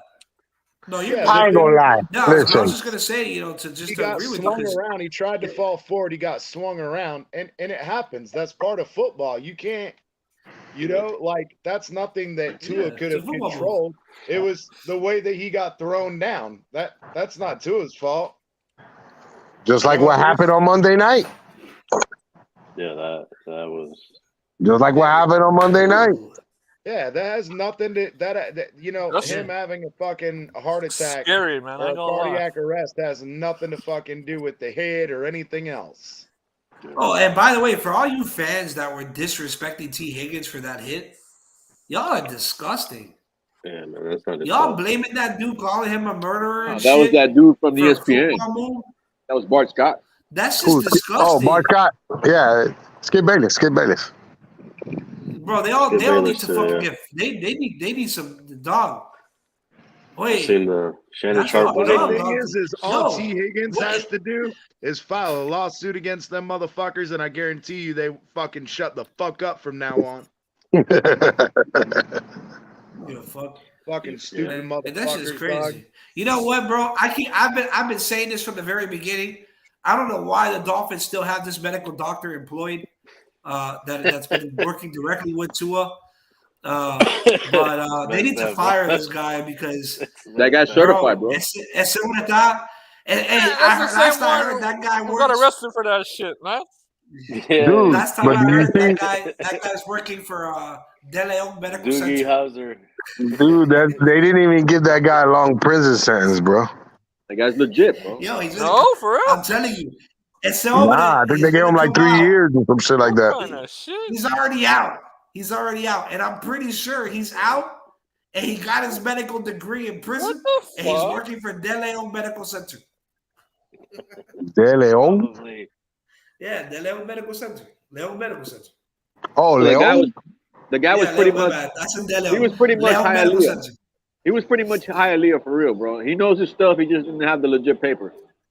Exactly. Because you go, wow, why are you saying that, Cap? Why? Because you go to Hialeah and you can buy anything. And you know who's assistant? You can get a whole grill for like less than 30% off. That was his assistant. James Woods, man, that dude's a freak. That dude's a freak for real. Hell no. Shit. Okay, I know the helmet we need to give Tua. It's this guy. Is this helmet? He needs the pump. He needs pumps and. But you gotta think about it, bro. Remember, Skyler when the preseason was here, Skyler was balling with Eric Izukama. They gotta release Eric Izukama and let him play, bro. Why he hasn't played? Is he injured or he just? Nah, man. See what happened when his first. He got redshirted. Wait. He said that he had an eye injury. Nah, he had pink eye because he wiped his ass and didn't wash his hands first. That was the first one. And then the second excuse is he was learning a whole nother receiver position. Bro, he was playing the fucking same position in the offseason and was playing great. What are you talking about? He's learning a whole new position. That's so stupid, dog. It's so the only one thing I give Tyler that he's a little mobile. He could at least run around in the pocket. That's the only thing I give him, but I don't know if he's that type of first string QB. One touchdown, 3 interceptions, and a 59.3 passer rating. Yeah, no, I'm good. I mean, I hope he wins us this game, but I'm not confident. I'm hopeful. Yeah, I agree. I totally agree with you. I'm with you on that one. He's undecisive. He's not like. Bro, look at the passes he made early in last game and even into the middle of the second quarter before he got hurt. Bro, he was fucking 10 yards over the wide receiver out of bounds. That's a good segue. It's a good segue to my question. And CT knows where I'm going with this. If Skyler does pull off the win and does it against the Jets defense is with like top 3. If Skyler pulls it off, do you guys still would bench him for Tua to come in for the playoffs? Yes. Of course, brother. Yeah, what kind of question is that? Unfortunately, they have to. Cat, what you drinking over there, man? As long as Tua plays like the Tua of at the beginning of the season and prior to the last game that he played in the first half, but if he plays like he did in the second half and starts throwing picks and pretty much the same crap, then I'd bench. But that's the shit, though. Tua starts off strong, and that's what I'm saying, bro. Look, unfortunately for some people in this fan base that push that narrative that Tua got benched, and that's a big ass if, we make the playoffs and we play that first game, Tua's gonna play, and if Tua plays, it kills that benching narrative. It kills it for sure. Yeah. Unless he gets hurt. So do you think it's fair to Skylar Thompson to get you in the playoffs and then get benched? Yes. he didn't get us into the playoffs. Yes. He won one game all year, and he got 4 opportunities or 5 opportunities to win games, and he only won 1 if he wins tomorrow. He's played 6 full quarters of football, and in those 6 quarters, he has 1 fucking touchdown and 3 interceptions. Period. And you've been that's facts. Hey, and look, look, and Cap, that's coming from somebody. I like what Skylar brings to the table. I think he has potential. Mm-hmm. And He does. Poseidon was saying it the other day, I'm on his dick, right? Whatever. I like Skylar Thompson. Okay? No, I like him too. I'm not enamored with him. I could care less if he's a starter or not. He ain't no starting QB, bro. Like, stop it. Stop. He's not a starting QB, man. Let me get to what I'm trying to say, though, Poseidon. Jesus. But do I think that he is better than Tua Tagovailoa? No. Well, I mean, look, the fact remains he's the starting quarterback for Sunday. I mean, and that's not his fault. Yeah, but not hold on. No. Tua's in concussion protocol. So let's call a spade, bro. He is only starting not because he beat Tua out, but because Tua is unavailable. Okay, well, let's call a spade. Skylar's in that position because the quarterback we have is not reliable. If you want to say that he's injured from, that's fine. It doesn't change the fact that on a skill level, it does change the fact because it would change the whole season if we don't win Sunday. If we don't win Sunday, I'm not going to blame Skylar at all. You think I'm going to blame Skylar? Hell no. Let me ask you a question. Why not? Why not? Why That's not? the question. Why not? Because if he plays like shit, Why not? quote unquote weapons that Tua has, and he plays like shit. So what? Yep. Magically, he's only shit because of coaching and play calling, right? Bro, let me tell you something. You can try to put a bow on it. You know it, and I know it. It's been 3 years of excuses, bro. Stop it already. We all know what's up. I know. But it's a new coaching staff, bro. It's not the same Dolphins. Well, look, we wouldn't have had a new coaching staff, and we wouldn't have got rid of Flores, which was the main complaint. Bro, but now you're below. Okay. You're below. But Cap, let me ask you a question. Not because of his fucking ability on the field. Hold on, CT. The facts are the facts, bro. Right now, Flores' rookie record is better than McDaniels. Let's talk facts. Cap, that's a fact. Hold on, let's talk facts. Okay, you are employed by an employer, correct? Just as much as I am. We're both employed by employers.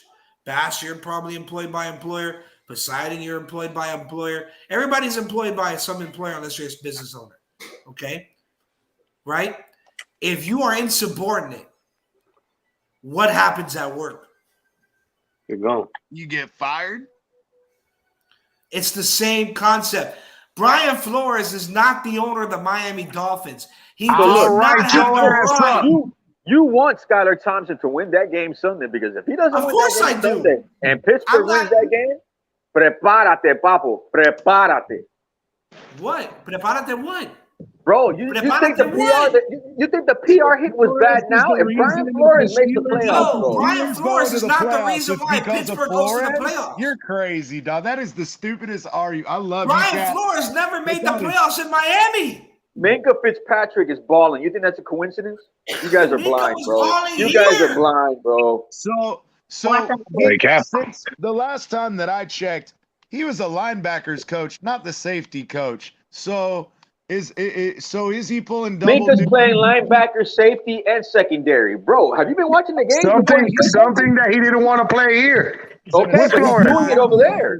You guys are not watching the games. I am. That guy's everywhere on the field. He's playing linebacker also. CT's not saying that. No, CT's saying Brian Flores is coaching linebacker. Coaches linebacker. You don't think Flores has a hand in that, bro? You're crazy. No. You're crazy. He coached him before. No. He coached him before. So they don't hates him. Bro, you guys really want to be that naive and not give that much credit at all. Cap. Okay. You're sounding like Sharif. Because we understand where he's bro, that sounds like the haterade is like buying by the gallon right now, bro. Yeah, it's not, bro. I'm not, listen, Cap. I'm not denying that Brian Flores is a bad or a good coach. I'm not saying that. He was a good coach. I'm just saying he wasn't fired because of coaching. He was fired because he spoke out against upper management. And in any position, in any line of work, you're gonna get canned. If I went tomorrow to my job and I told my boss, I'm not doing what you want me to do, they're gonna let me go. Or if you get disrespectful in a fucking meeting and you flat out tell your owner who signs your paychecks, I don't even know why he's here when he doesn't know shit about football. He's there because he owns the fucking team, you dumb son of a bitch. Yeah. You're gonna but get you fired want to sit here and be disrespectful. You want to be disrespectful to the motherfucker that pays your goddamn paycheck. And then get mad that they checked your ass. But then not expect to get your ass fired. You think you so look, you see that amount of you see that amount of anger you have towards that situation is the same amount of anger I have towards the amount of play and injury this guy's had for 3 years. I think that's fair. No, I think that's fair. That's fair. You can be upset. My thing is I'm upset when people keep trying to say, oh, Flores got fired because he wasn't a good coach or whatever. Nah, that had nothing to fucking do with it. He got fired because he was a dick to the owner, and the owner said, you know what? Fuck you. You're gone. Yep. That's all. And by the way, for those of you guys who blame our owner over here, who's done nothing but great things for our Dolphins, when y'all blame him about our draft picks and what he did with Tom Brady, y'all shouldn't be blaming him. You should be blaming Brian Flores for being a bitch and a snitch. Because he's mad that they checked your ass and they took your mama. See, that's emotion. That's not fact. That's emotion. Yeah, no, Flores is not the general manager. They didn't know anything about that until fucking Flores. Brian Flores put Stop it. That's emotion. Bro, Stop it. But hey, no, Cap. Brian Flores is the reason why that investigation got open. No, Stephen Ross is the reason he got suspended because he was trying to replace the quarterback. They didn't even know. They didn't even know until they fired him. Who got suspended? Brian Flores or Stephen Ross? Bro, you're not Answer listening to what I'm saying. But you're not listening to what I'm saying. You're not listening, Cap. I'm saying he's the reason why they found out. They had no idea until Flores opened his big mouth because he got fired, and he wanted to say it was because he's black, when it had nothing to do with him being black. It had everything to do with he was an asshole. So if you fire me for no reason, you think I'm gonna stay quiet? But it's not no reason. You went out against publicly went out against okay, thank you. Well, Cap, you're right. You're right there. You're right there because if you get fired, you're just not gonna shut the fuck up. Exactly, bro. Especially if I didn't do anything wrong and I got a winning record the past 2 seasons. But the thing is you did do something wrong. That's the whole point. McDaniel either. You're giving him like all praise. McDaniel hasn't done shit yet. I've been giving Mike McDaniel shit. I've been but McDaniel has the offense is better under McDaniel's than 500. Well, I said it earlier, right? We're 8-8. Come on. Well, hold on. No, but we're averaging more points. Those percentages have gone down. It went down a month ago. Injuries on defense, and we're still 8-8. All that number one this, number one that, all that stuff went down a month ago. We're still number 2. Exactly. The point is again, we are still 8-8 with all the injuries on our defense and fucking Tua being knocked out a few games, and we're still 8-8. Isn't that sad? We're at 8-3. Isn't that sad?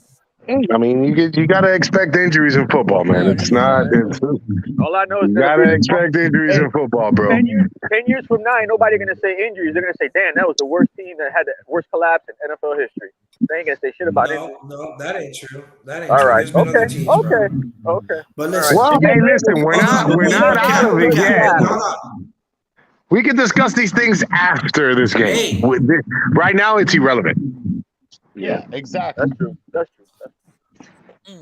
Screenplays, man. And what I was going to say, but if Skyler the narrative should change because the blame should go on him because he's the quarterback and he should do whatever it takes to make plays to win that game.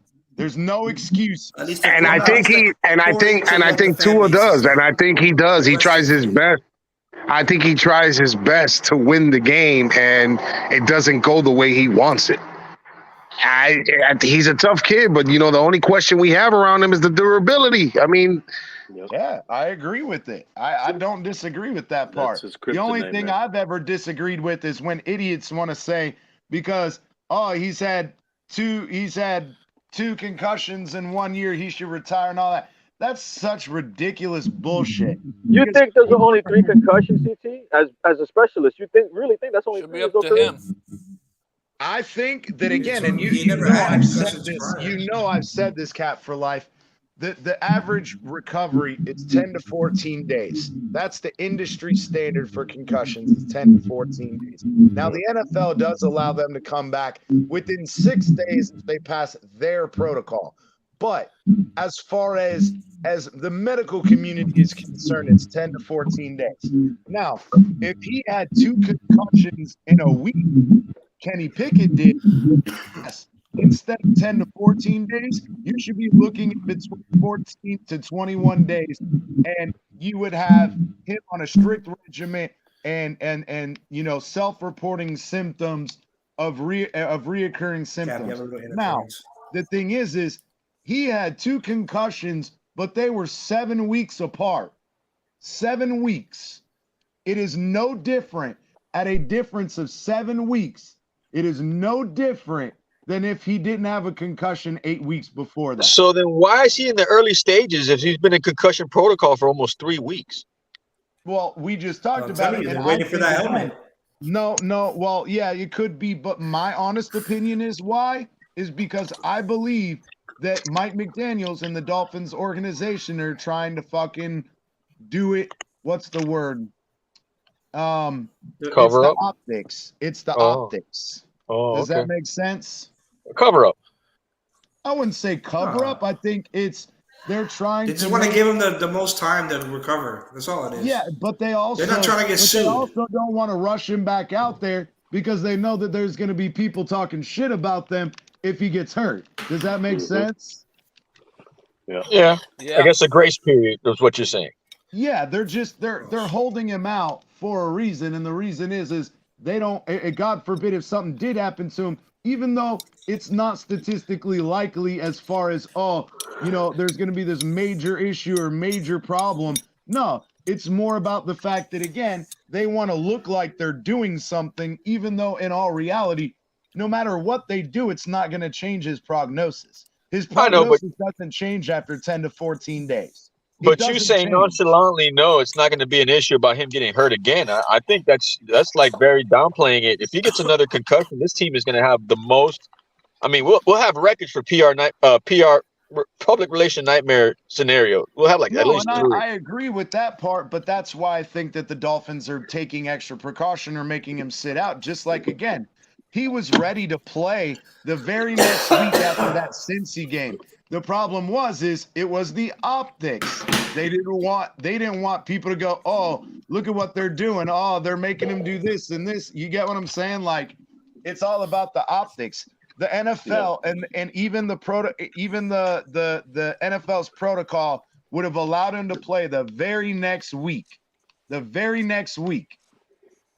But yet they held him out for another week and a half anyway. Because they didn't want another fucking Cincinnati game with him throwing up gang signs and go to the fucking game. That's what it was. Agreed. Yeah, agreed. So they're like, you know what? That part. I'm telling you, they probably sat there like, all right, we can definitely win one of these last 2 games. And they're like, you know what? Without Tua. They probably felt very confident that they can win one of 2. With Teddy. And unfortunately, last week it didn't work out for us. Yep. Exactly. They overplayed their hand. Now, I don't know whose decision that was, but I'm pretty sure that was the decision. It wasn't that it was the benching. It was that, look, you got another concussion.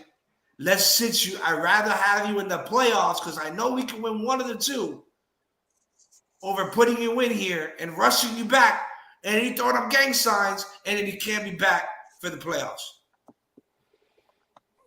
Let's be real. Yeah. But here's the problem. What they didn't take into consideration. Our backups are 0-4. Why is that? That's the thing that's frustrating is why is it that Tua is the only one that can win?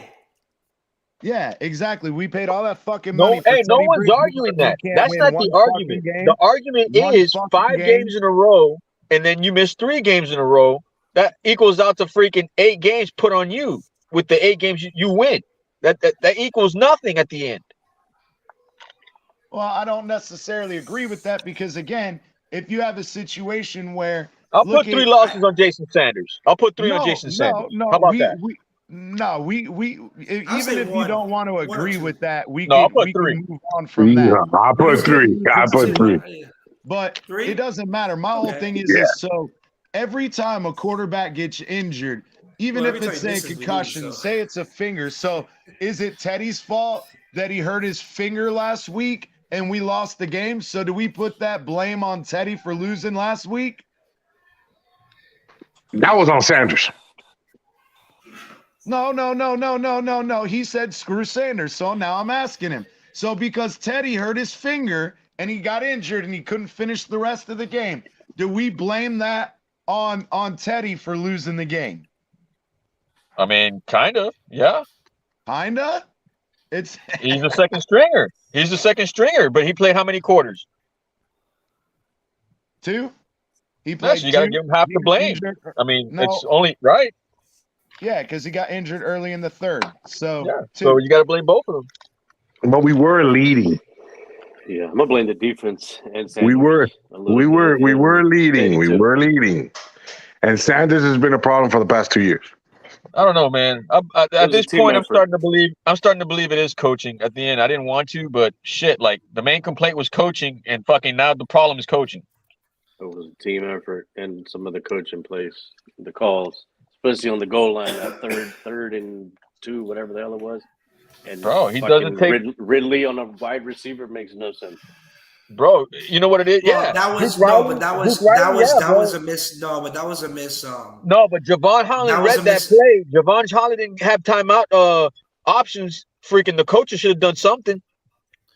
Right, but Duke tried to get Holland back on that side because what happened was Holland didn't notice that other wide receiver go outside. That was Holland's assignment.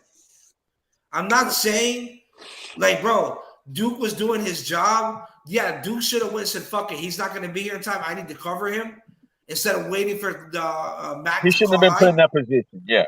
Yeah, but he shouldn't. Right, but he should have been put in that position. That was on Holland not realizing where his guy was. So where Holland was, that's where Duke should have shifted to. And then Holland should have been on the outside watching Buddy on the outside, on the other side. But Holland is playing like shit this year. You guys know why the Patriots got to the goal on the goal anyway. Number 27. PI. Yeah.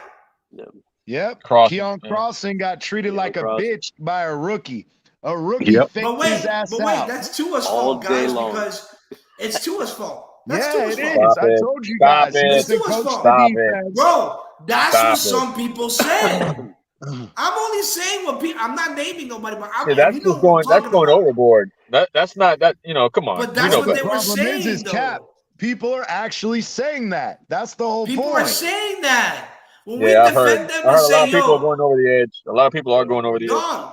Yo, look, bro, I get it. I get the 3 picks against the Packers. I understand the frustration when we lost to the Niners. I understand the frustration when we lost to the Chargers. I get it.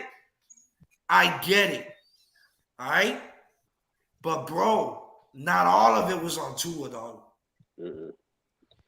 Not all of it. Bro, the fact that, yes, Tua threw 3 picks, but the fact is, bro, the defense could not hold this man. The defense could not hold. Our secondary could not stop a second-ranked run, a wide receiving core, a middle of the pack, or even below middle of the pack receiving core. They couldn't stop him. How do you get bombed by Mac Noodle Arm Jones? Thank you. Please. That's another one that I want to think about. What's his Mac name? Jones makes the playoffs and not up. Oh my God! Prepárate. Yeah, it's gonna be. I made a bet. I made a bet last week in this game. I haven't done it yet. I got to take a picture with a Pats jersey and post it. I'm gonna bleed it out till the Super Bowl. Well, I've done those bets, but I've usually been on the winning side. I was telling this to CT and Big Philly yesterday. If freaking Kenny Pickett makes the playoffs, Mac Jones, Trevor Lawrence, that would be 3 draft classes that make the playoffs, and we're still waiting for our quarterback. Yeah, Bro, but you gotta realize you're sitting here, dude, and that's what I have the problem with that, though, Cap. Is again, no, it's all on the quarterback. It's not all on the quarterback. That's the whole problem. Is he led his team there. Well, one team has a fucking amazing defense and a halfway decent offense, and we can sit here and say the combination of our team and our roster. Bro, we knew when we fucking started this year, our linebackers sucked. We had no fucking cornerback depth whatsoever. We knew we were going to be put in this position if we got injured. Now, nobody saw us getting injured as much as we have. But to sit here and say that it's those quarterbacks' faults, their team is in the playoffs, and that by extension, it's Tua's fault we're not in the playoffs. That's not. I don't agree with that. Hey, real quick, Cap, do you know? All right, so you know where we're ranked, right? So our passing offense. Hold on, no, our passing offense is ranked 3rd in the league right now today. Okay, points for, as in points that we scored on opponents every week. We're ranked 10th. We're ranked 10th. Do you know what our points against are? That means our defense letting up. You know what those 32. are? 30. 27. We're ranked 27th in the league in points against on defense. One of them we're ranked 30 in, and the other one we're ranked 32nd. I think it's third down efficiency. We're 32nd. So team statistics. So passing, points against. Actually, no, I'm sorry. No, we're 24 points against, ranked 27th in the league. I'm sorry, I got it wrong. It was 27. So, team offensive statistics. So, Miami is. Where's Miami Dolphins? Here we are. We are ranked offensively 6th offensively. We are ranked total. Above us is the San Francisco 49ers, the Buffalo Bills, the Detroit Lions, Philadelphia Eagles, and the Kansas City Chiefs at number 1. Okay? Miami is ranked 6th offensively. Now, defensively, let's check that out. Defensively, we are ranked. Well, it's loading. I got 17. I got Miami Dolphin 2 in your internet. I'm being generous. We are ranked 24. No, dude, we are.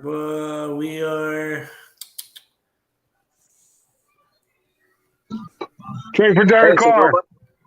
Nobody's going to the game Sunday from here? Nope, I ain't going. No tickets. Trade for Derek Carr.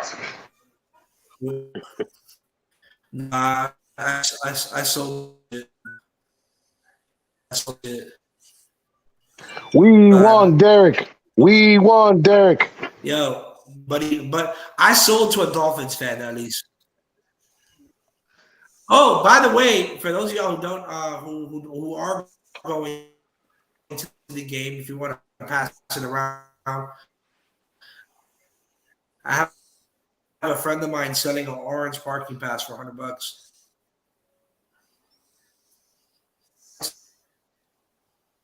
Instagram or Miamifantalk show on Instagram. Yeah, I have to sell my. I made back I made back half of my tickets for the. So I couldn't pass that up. Up, Jets game. I want us to win so that y'all can fire McDaniels and he come with us and help out our OC. I wouldn't be surprised if you guys did that, Jets gang. Don't get me wrong, though. I think that if Miami is stupid enough. What the hell? What the hell just happened? Break. We're gonna have to go to a commercial break. Commercial break. I don't think that's gonna happen, go man. Get the ICD out of his mouth. No, so I think this is the one game our defense. I was just gonna ask, what is everybody's score prediction for Sunday? Okay, I'll go first. Go ahead. 31-24 Dolphins. Ooh, all right. 30 points with Skylar Thompson? Oof. And then when I say that Tua's going to have a 30 burger, I get killed. And I want that. And I want to see the Skylar Thompson?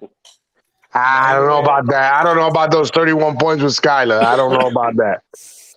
I'm going to say 24-20 Dolphins. Okay. 24-17 Jets. He's going my way. I got 24. I'm just messing with you. I'm just busting your balls, brother. Oh, no, 24-7. Worse than yours. Mine's worse than yours. So go ahead, big dog. I think 24-17 Dolphins. I got 24-13 Jets, and Skylar Thompson's going to get his 2 touchdowns, but Jason Sanders is going to miss an extra point because he sucks dick. Damn. All right, guys, I'm going to leave you guys on here. You guys have a great night, man. That's great. Later, Poseidon. I'll see you. But, yeah, I got Miami going 17-10. Miami 17-10. Yeah, now what I want the score to be, and what I think the score is going to be is 2 different things. But I would love to see a 20-10 victory from the Dolphins, but I just don't see that happening. Yeah, I think it's going to be closer. You know, I'm going based off of, and by the way, the Jets do have some Dolphin, injuries. JK. Some players are not playing. They do, this week. But Dolphin and JK. What people don't realize about Bradley Chubb, right? People say Bradley Chubb's a bust, right? I don't think he is. No, he is here in the same capacity as Ndamukong Suh was when Ndamukong was here, and people have that misconstrued. I'm gonna tell you why. When we brought in Ndamukong Suh, it wasn't for sacks. It was to get the double team to help us with the run defense, which ultimately assisted Cameron Wake and helping Cameron Wake be who he was. All right. Now, with Bradley Chubb, notice that Jalen Phillips wasn't as productive prior to the Bradley Chubb trade. So what did Bradley Chubb bring? He opened up the game for Jalen Phillips and Christian Wilkins to be able to do what they're doing right now. With Wilkins almost 90 fucking 2 tackles, and now you have Jalen Phillips over here with 10, 12 sacks, some shit like that. Yeah. He opened the game up for them. So that's why you pay him. Yeah, but Sue, bro, Jalen's got Wake 7 was balling sacks before Sue. Before Sue even got here, Cameron Wake was balling. So right. But it helped him. It helped him. He prolonged it. That's the thing. Yeah. With Ndamukong here, it assisted him in prolonging that a lot of people that domination. Yeah, and I think a lot of people are upset though, more so about the Bradley Chubb trade, especially me, not because of his lack of superstar plays and shit, but it was the fact that we gave up the first round for him when we could have gotten Roquan for a 2nd and a 5th, and I felt like we needed a middle linebacker more than we needed another defensive end. And I think that's why a lot of people are upset about it. I understand. I understand that. I think that the Dolphins probably, because that probably would came down to Chris Boyer. Boyer probably was like, "Yo, I need another pass rusher because I feel that if we have another pass rusher creating pressure, it'll alleviate some of the stress on our secondary that's thin at the moment. It could be something to that extent. Didn't work out because our secondary still getting fucking roasted. Oh yeah, 100%. When we lost Agba and Trey Flowers, that's when they probably were like, "What up, Nate?" Demanding another pass rusher. But I mean, in reality, our secondary is what really needs help, and them dudes got to step the hell up because they just look like fucking trash on a week-to-week base. The last 8 games. Dumpster fires. Nobody's going anywhere. The only person I can see getting canned is Chris Boyer. I think that based off of some of the moves that Chris Greer has done this offseason, we'll retain him another year. And what he is good at is finding diamonds in the rough. Look at Hunt and Jones, who has been productive this year. Robert Jones was a draft pick. Robert Hunt was an undrafted draft pick, free agent that we brought in. He's good at that. We have late draft picks this year. So I don't see him going anywhere this year. That's what he's known for. Plus obviously what he brought in the offseason and how this man can make trades. We know how he can, obviously empty a team out. So I do know that he can get some value for some of these guys, especially guys like Byron, who a lot of people feel that he won't be here next season. There's but here's my question, the realistic question to that. Now, we put ourselves in the position where we went out and paid him all that money. He didn't play at all this year. Now, on top of that, nobody's really going to want to pay him $16 million a year when he didn't play at all this year. And then we add in that we franchise Mike Gesicki, and his value is highest at that point. And then you play him sparingly all year long. Bro, you just destroyed any value he had whatsoever. So now there's two guys that we've destroyed their value. What are you going to get for him? Well, nobody wants to blame Chris Greer. You don't want to blame Chris Greer for that? Oh, I've been blaming Chris Greer for fucking 3 years, cap for life. When it comes to Gesicki, you could also sell teams saying, hey, look, we didn't play him because we wanted to keep him healthy to trade. Yeah, but if you were going to do that, they know what he's capable. Look, bro. There's only a handful of teams that are going to acquire Mike Gesicki's services. Who's a free agent this year, right? Green Bay was highly interested. Green Bay is still highly interested. Yeah. But I'm pretty sure. Are they going to give us a second or a third like they were before? I would say a third round pick. I would say a third round pick they'll still give up. I think we'd be lucky to get a third round after not playing him this year. Or they'll trade him for Tunyon straight up, which is a better tight end that's going to fit our system better. Not that he's a better tight end than Gesicki, but he just fits our system better. Yeah. Because he's a run blocker. Exactly. So they'll trade him for Tunyon or they'll trade him for an asset, not a pick. Yep. And that's how they'll get somebody else in here. And they'll do sign and trades for both of them. One for each. Byron, on the other hand, that's a little trickier because he didn't play. So they have two options. They can post-June cut him. According to the numbers, it's $14 million in cap space. I don't know if that's true or not. Whatever. If it is, that's $14 million we save. He goes on the open market.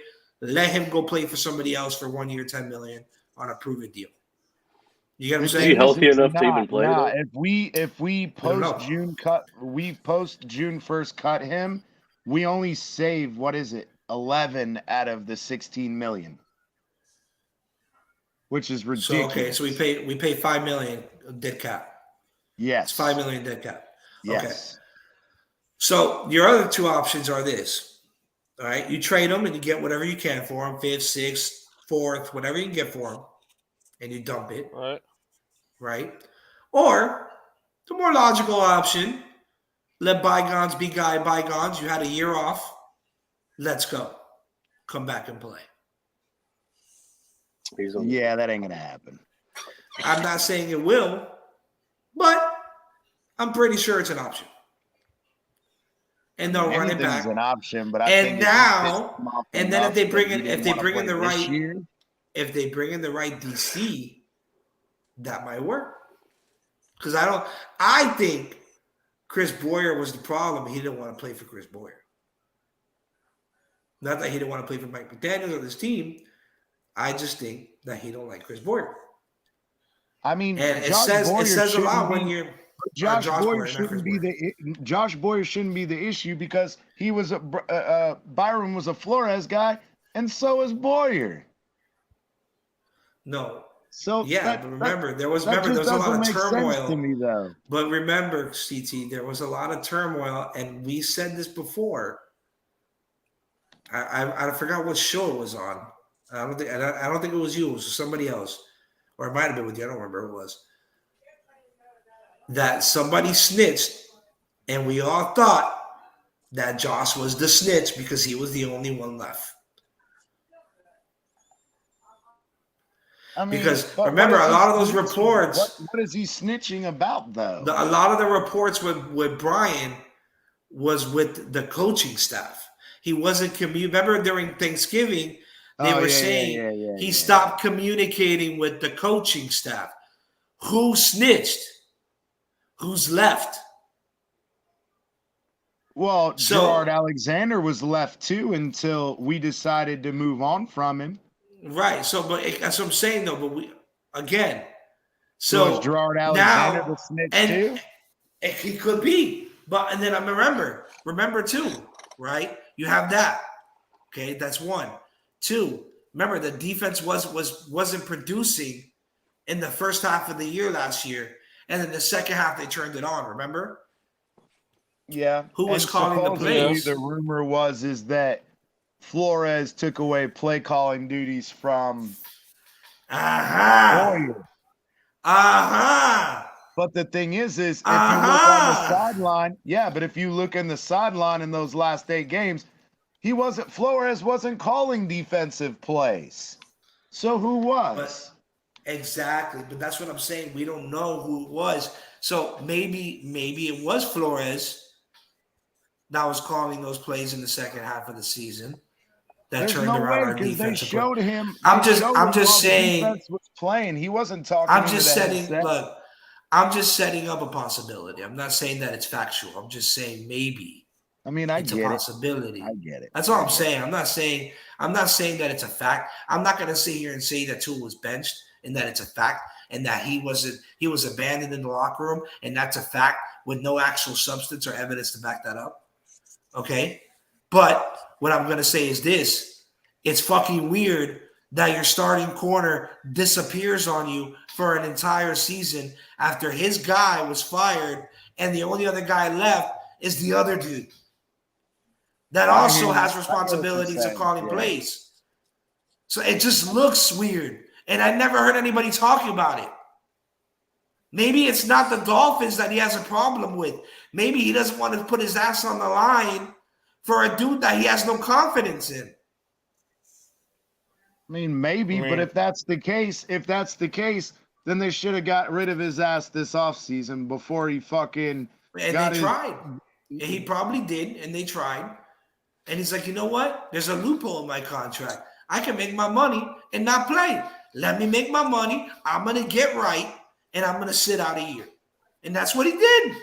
That's fine. I don't flog him for doing that. I don't either, but what I'm saying is in that same semblance, if Chris Greer knew that that's where it was headed, you do everything you can. You get rid of his ass and get whatever the fuck you can for him.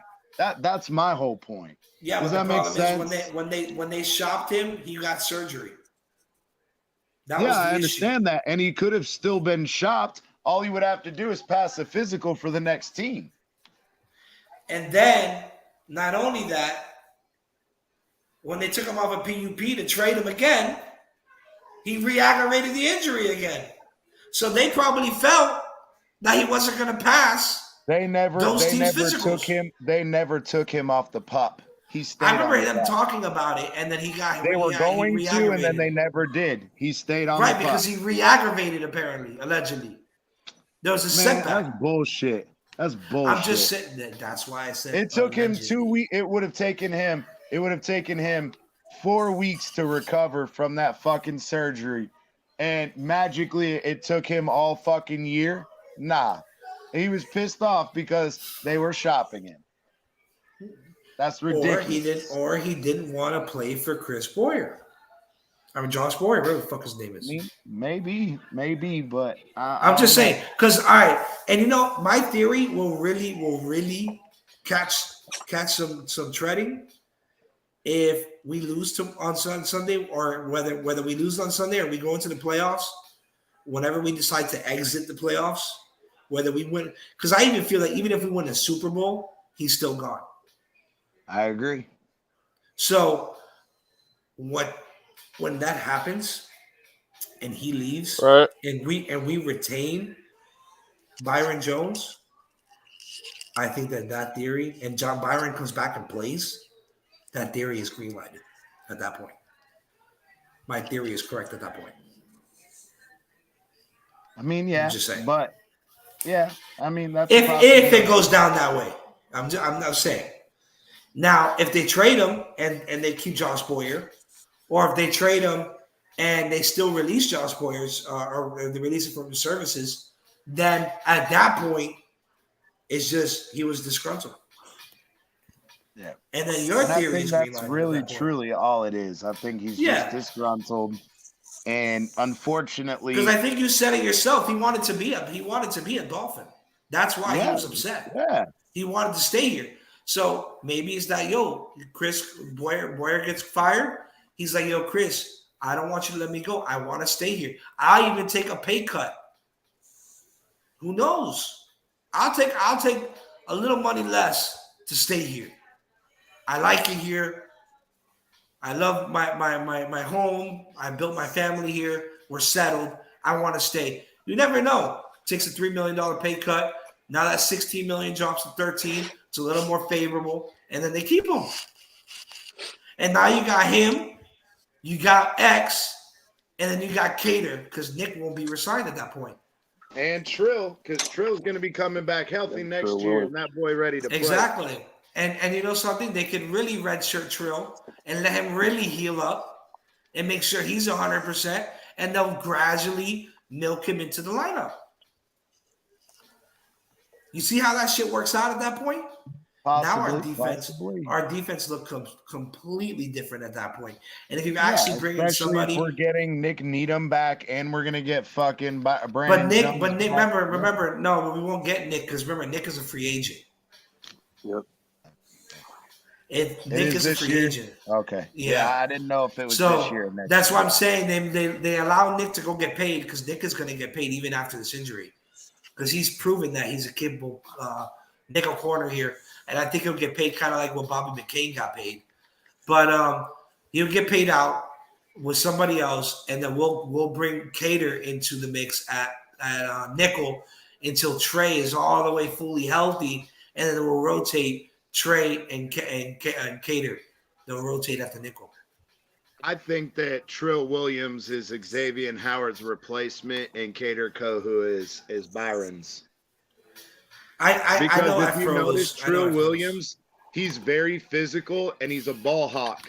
Versus Cater, Cater's not a ball hawk, but he's always in the right position, kind of like Byron. Does that make sense?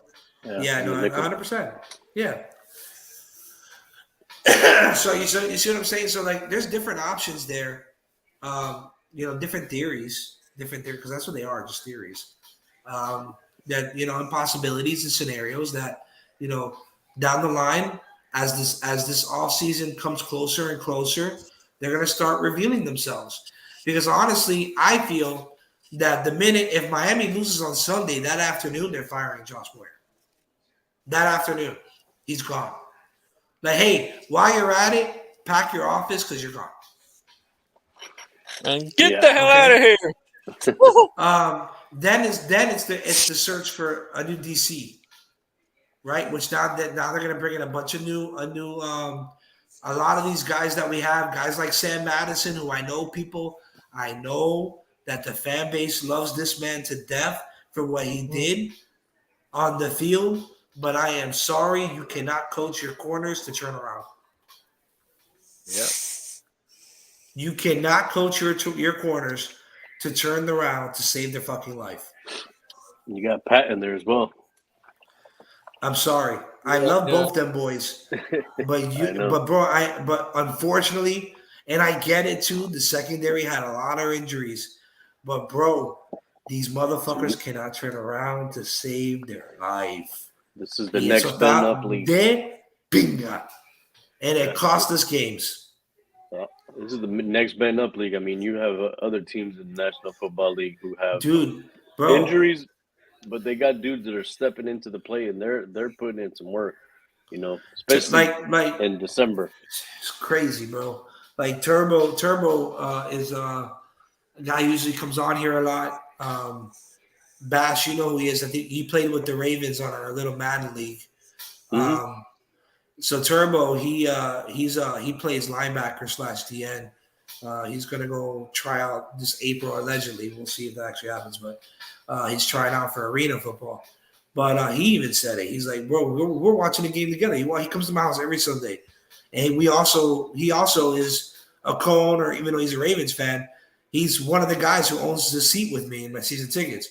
So me and him share. We have season tickets together. So.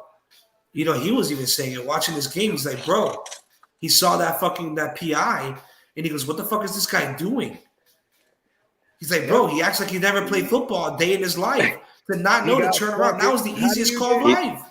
He never looked back. How do you get tricked? He never looked back. Wide receiver. How do you get tricked by a rookie wide receiver, and you are a 6-year fucking veteran? That is sad. Very. That was probably, let me tell you something. In the NFL, all right, when they train their refs and they show these videos, they're going to put on there as a caption, easiest flag ever thrown in an NFL game. Yep. And they're going to put up that post. PI call ever. Easiest. That was so fucking blatant. And that call. That even if you paid the refs, they still have to call that. Yeah. That's how bad it was. Crazy, dog. Yeah, but then people want to talk about? People want to talk about that Tyreek catch and Buddy who caught the same pass. But they don't realize that Tyreek's back foot was already coming off the ground when he caught the ball. That's why they called it incomplete. Yeah. So that they want to put the blame on the offense for some of these woes that happened during that Buffalo game. But realistically, what lost us that game was our defense. Our offense put up 29 points. How much more do you want them to put up? How much more do they need? Linebackers and how much more do you need, bro? You put up 29 points. How much more do you need? 50? Exactly. Yeah, it doesn't matter how much the defense lets up. The offense should always score more. It doesn't matter. No excuses. No excuses. Like, that shit baffles me, bro, to sit here and blame one player for an entire team's woes, bro. They don't execute on all. They don't execute. They barely execute on any phase. But the thing that kills me is the argument about, they're always tired and blah, blah, blah. So even when they're tired and they make stops on 1st and 2nd down, but magically on 3rd down, they act like they never played a goddamn game of football in their life. But it's all about them being tired, right? No, that's bullshit. It's Josh Boyer can't fucking call 3rd down defenses if it was to save his goddamn life. It's almost as if he chokes on that third down call. That did you not fucking prepare for the team what they're gonna do? Hey, Mutant 8, bro, and this will be a basketball show as soon as the NFL season is over, guys. I'm gonna cry for 3 months first. Nah, I move on, bro. At the end of the day, of course, bro. I always tell people, like, some fans, like, look, bro. I consider at one point I considered myself a super fan. I used to dress up to the games and all that bullshit, and then I realized as I got older, the Dolphins don't pay me to do this shit. Like, why am I gonna sit here and go nuts? And they don't pay me. Why am I gonna let them ruin my day and ruin my mood when they don't pay my bills? It sucks. It really does suck. I mean, I'm 30, bro. I've never lived through a winning culture with the Dolphins. I mean, I was born in 92. Fucking Marino retired 4 years later? 2099. Yeah, 5 years later. I was 5 years old when Marino retired. I don't remember shit. So, and Iceman and them understand that shit. I mean, Cap is a little older. Cap is a lot older. CT, I think you're a little bit older. We've been cursed for quite some I caught time. the tail end of Marino's career. I mean, I got to watch about 8-9 years, but again, it was way after we did anything. We were good. It was exactly on the rough. shit It side. wasn't Yep. in the exactly. It wasn't in the 80s. So I guess me as a younger fan and I think this is where it gets misconstrued, right? They believe younger fans they don't we're just used to it because that's all we've known. Yeah. You see what I'm saying? El Capitan says this a lot. They package garbage, put it in a bow, and sell it to you. It's not that, and dude. we It's buy that shit every year. And we buy that shit every year. And I'm like, dude, you gotta understand something. We're used to that package. That's why we do it. And then for you to sit here and say, hell yeah, we are. Hell yeah. Bro, they already tried to boycott the Dolphins, and it didn't work after the 1-15 season. They tried to boycott the Dolphins. It didn't work. I don't remember if you guys remember this shit, but they brought Papa Pump in the building, who at the time was the face of the Superfan Club. You said they banned him? No, they brought him in the building. They even talked to him. He got to talk to the owners and shit. And then they put him on the news after that. They tried to, dude. They had a picket line in front of the building. I remember that shit. I was in high school when that shit was going on.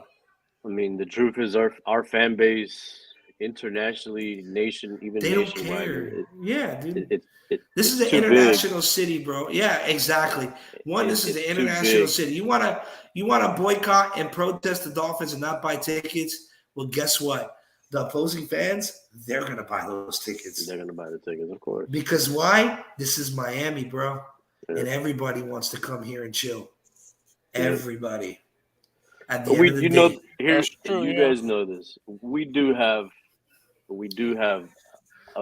I don't know, I can't even give you a percentage, but a large number of bandwagon fans who only support and come out when we are winning.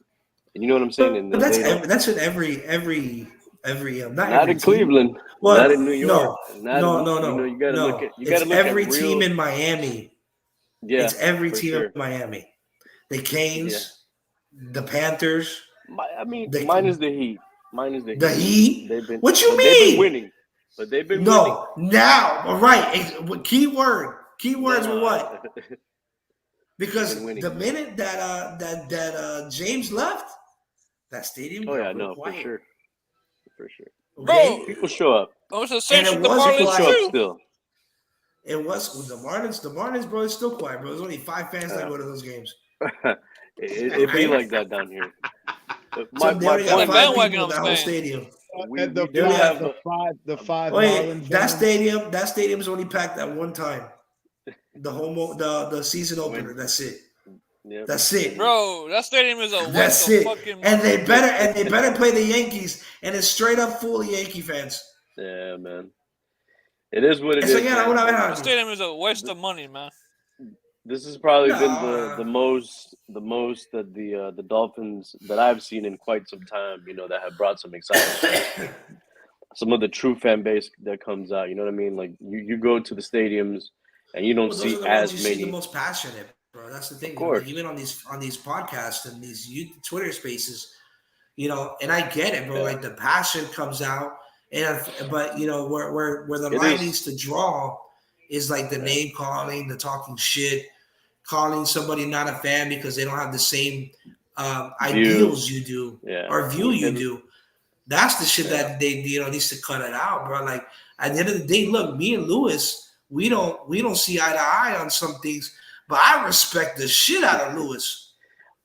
Of course. You know what it is with some fans is everybody expresses anger in different ways or disappointment in different ways. And sometimes you're so drawn into the moment and you're so upset about it that it's a way of releasing, all your anger in a way. But it's like we get you, but sometimes it rubs off the wrong way on some people, and it's never nice. You know what I mean? At the end of the day, we all want to see the Dolphins win. We all want to see the team succeed. 100%. You know what I'm saying? And that's really where the true fan base sticks around. And everybody's gonna have a shitty day where you're not gonna agree with whatever this call, that call, this player, that other player, and it is what it is. But at the end of the day, people still stick around. The true fan base still sticks around, whether they want to tune in or tune out or not. You know what I'm saying? You're still gonna be around. You're still gonna support the players, the teams, because that's what a true fan is gonna really want to do. Otherwise, you're just a bandwagon fan that, you're gonna go support the next winning team. You're gonna be the next. Bro, the biggest thing to that was Javon Holland, and I'll keep saying this shit, and I really don't give a fuck. But when he called out these wishy-washy fans, it's the same shit. Yeah. Look, bro. You don't have to like Tua, but don't wish that man failure. Wish him success. Wish that you were wrong about your idea of him. Because if he's successful, then we are successful. And if we are successful, there's a lot more people that are a lot happier in this fan base. How many quarterbacks have we had in the last? I mean, I'm 40, so how many quarterbacks have we had since 1999? Shit, over 20, man. All right, let's name them. Heward, Jay Fiedler, AJ Feely, Sage Rosenfeld, whatever the fuck his name was. Yep. Who else? Cleo Lemon, Cleo Lemons, Pat White, Dante Culpepper, Ray Lewis, King Ma, Chad Pennington, King Ma, Marcus Vick, King Ma, not Mike Vick, Marcus Vick, Ryan Tannehill, Matt Moore, King Ma. We're at 12 right now. Yeah, we had Cleo Lemons. Cleo Lemons, there we go. Who else we had? One too many. Chad Henne, Pat White, King Ma. Ryan Fitzpatrick. I said Pat White too, yeah. My bad. Jacoby Brissett. Tua Tagovailoa, Skylar Thompson, Teddy Bridgewater. Marcus what Vick. was They last all count. name? What was last year? Marcus Vick? Yeah, I said Marcus Vick. What's his name? Simeon From last year. Last year, who couldn't get the ball? Brisket. Jacoby Brisket. Yeah, Jacoby. I said Jacoby, yeah. Yeah, there's at least 20 names there, bro. At least 20. That's what I said, over 20.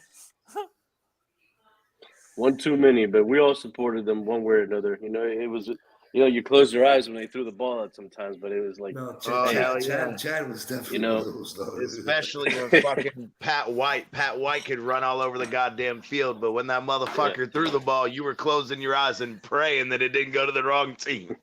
What do you mean? He never even threw a completion, bro. He never even threw a completion. That's my whole point. No, he didn't. My point. He never threw a completion. That's my point. You're proving my point. It's again, we were hoping that it was going to be incomplete and not to the other fucking team. And instead of not throwing the completion, Joey Harrington, Brian Greasy, John Beck, Brian. Trent Gus Farrat. Oh my God, Trent Green. There was a lot of quarterbacks we missed. God damn. I remember Trent. Tyler Thigpen. Yeah. Oh, I said, Fitzmagic. Come on, how are we gonna forget Fitzmagic? I said Ryan. But King shit, I think we just hit the fucking 30 mark on that bitch. Yeah, because there was a couple other motherfuckers we missed. I could play, and Brian Greasy, I forgot about too. Yep. I still say, we should have gave Drew Brees a chance. The thing is the reason we didn't is fucking what's his name didn't want to pay his guaranteed contract. They didn't want to give him as much guaranteed money as the Saints would. It had nothing to do with.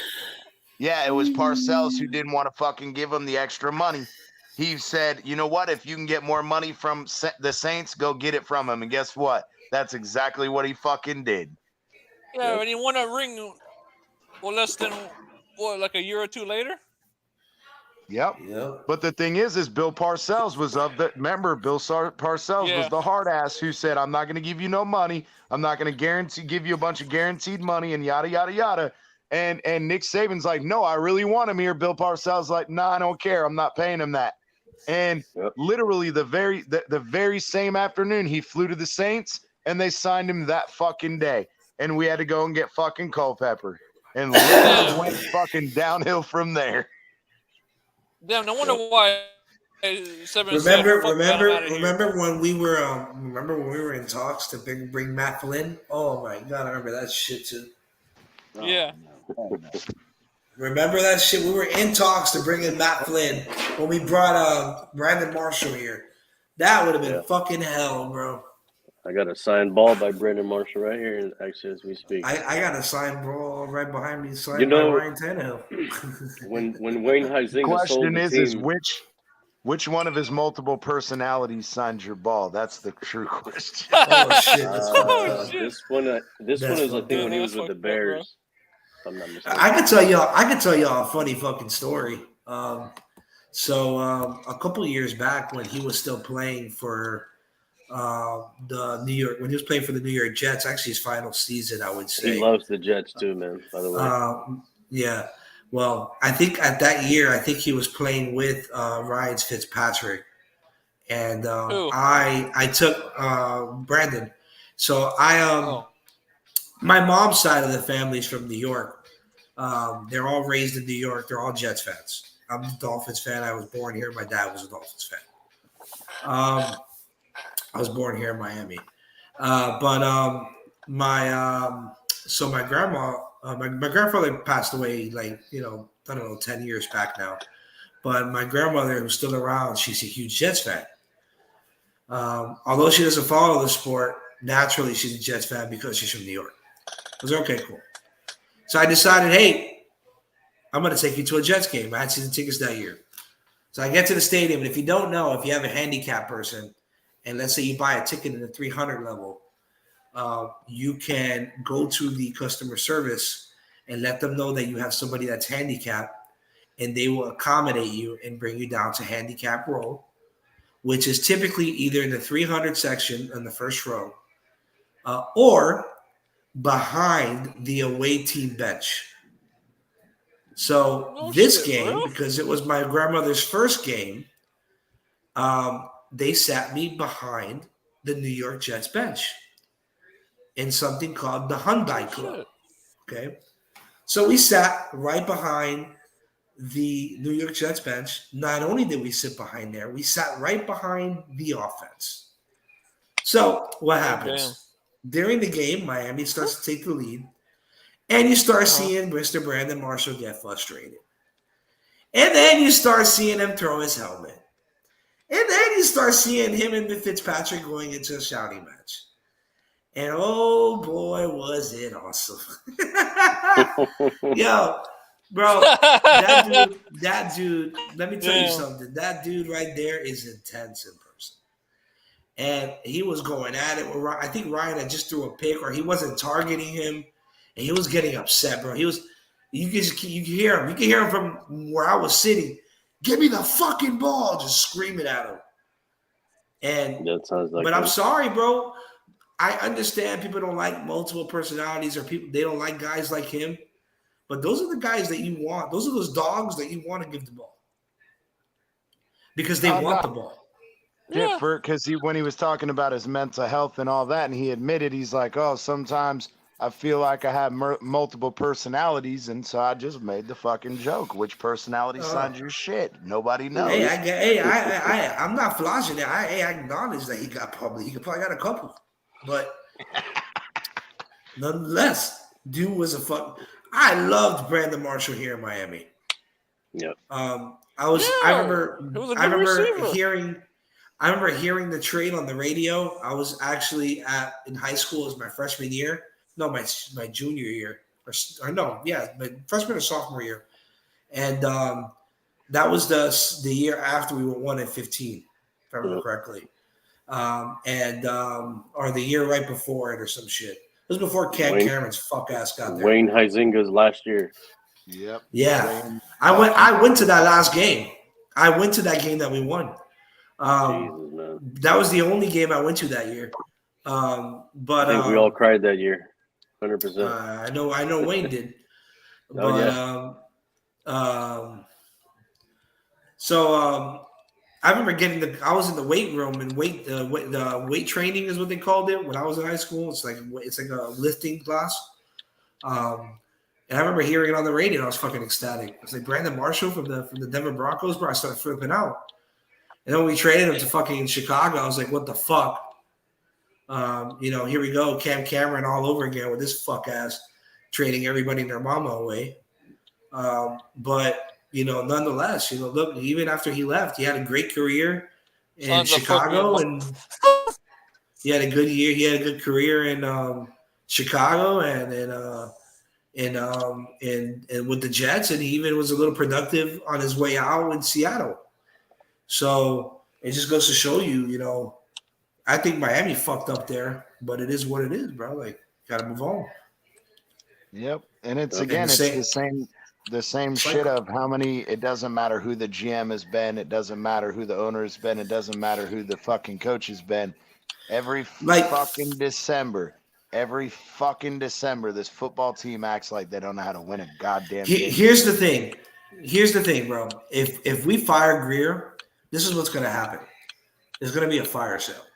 Okay, because they're going to try to get back some of those picks. So you're going to lose either a guy like Waddle or you're going to lose a guy like Tyreek. Okay, let's be real. Because at the end of the day, those pickups were not the new GM. And he's going to have to recuperate some of those draft picks. And he's going to have to give up somebody of that nature. So I'm just letting y'all know, be careful what you wish for. Yeah. Because Greer's going to ride or die with the decisions that he made. We know that because why? Liam Eichenberg. That is the best example that I can give you on why he will ride or die with his pickups. The minute you get rid of him. Better example. Noah is the much better. Noah. Oh, yeah. Noah's another one. Just a couple Jackson, of them, bro. Austin Jackson. All of, but this is just strengthening my theory. Oh, the minute you fire him, all those pickups he brought in, Bradley Chubbs, Tyreek Hill, Jalen Waddle, Raheem Mostert, Jeff Wilson, Bradley Chubb, Wilkins, X, Byron. Obviously, we know Byron. Javon Holland, Brandon Jones, all of them. All those key guys that we brought in, they're on the bubble. That is stupid, bro. What the fuck? But it's true, though. But it's true. What if this GM has a different philosophy? Maybe he's like Greer. Too, yeah. I value picks. I don't have picks. I have a bunch of assets. Let me trade away. I'm going to blank the canvas from scratch again, and let me try something else. And they're going to trade away. Yeah, but it makes no sense to trade away. Bro, of course it does. There's no. Of course there does. Of course it does. There's no draft capital and there's no cap. Of course there is. Yeah, but there's just every reason. It doesn't matter. It's not that GM's pickup. That's and then you know who gets blamed for the cap? The new GM. So what is the new GM gonna do? I gotta blanket. I gotta empty the slate. You gonna clean house and say fuck it. let me maximize my draft capital while I have it. Yeah. So I can rebuild this team the way I see it and bring in the guys that I want. And that's that. Yeah, but it sucks to have to start over that way. It's the same thing as fucking even if you fire Mike McDaniel, bring in a new coach, you're still gonna fucking have another coach that wants a different set of players. So it may not even be just on Greer too. You do realize Sean Payton does not like little receivers, right? His play style is for big physical receivers. Look at Michael Thomas.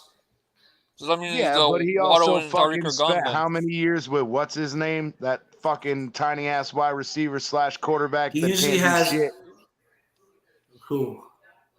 What's his name? Tyson Hill. Tyson Hill. Dude, what do you mean? Tyson Hill ain't little, bro. Man, big boy, bro. That's a big boy. You don't see the muscles on that boy. That boy like 240, solid muscle, 6'2". He a quarterback, tight end, hybrid. Bro, and that guy can fucking hit too. Look at Kenny Stills. Boy. Kenny Stills is 6'1" and skinny. He's 6'2" and skinny. A lot taller than Tyreek and Waddle. He likes taller. Boy, don't get in that man's way. He'll run you over. So how is his play style? How is his philosophy gonna fit our wide receiving room when our tallest receiver is like 6 foot? You see what I'm saying? A bunch of shorties. All that changes. The only one that would be safe with Sean Payton here is Mike Gesicki. That's it. Everybody else on the chopping block. Gone. Maybe Sherfield. Everybody else is gone. Then what? No more Waddle. No more Tyreek. Then what? No, we're locked in. Like, that's the shit. It doesn't matter, dude. They will trade his ass to get 2 first-round picks, and he is worth that. And trust me, there will be another team that will pay it. Or what I can see them doing, because he likes long, big physical receivers, and obviously with the risk of with Derek Carr leaving Las Vegas, I can see them doing a trade for Devontae Adams for Tyreek. And maybe another asset to add on top. Those are a lot of moves right there. I mean, we're as far as cap, we're in a bubble in a way. So we're bad, and it's fine. They're gonna have to restructure. They're gonna restructure some guys. They're gonna get rid of some guys. Let's say Byron restructures, or if he leaves, we save either $10 million, or we could at least shave that $5 million in dead cap in a restructure. Yeah. They're gonna do something, but honestly. I say run it back with the roster you have, and you add another tackle on the offensive line. Oh, definitely. I mean, we're looking at tackle. You're looking at safety. You're looking at some cornerbacks.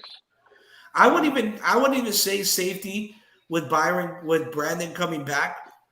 It's just a matter of can he stay healthy, and if you really and I've been saying this all season. Why not? If you have Noah for one more year, why not try him at safety? Noah.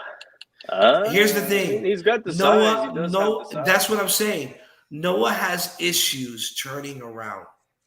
That's his issue. You ain't lying about that, boy. He gets burned and he can't turn around. What is the best position where he's gonna play with the receiver in front of him and not behind him? I mean, I'm sorry. He's gonna play in front of the receiver and not behind. Safety. Over the top, safety. You play him in space. He's watching. He's reading the field, and he can act on the ball instead of actually turning around and having. Dude, they did the same shit for Bobby McCain. No.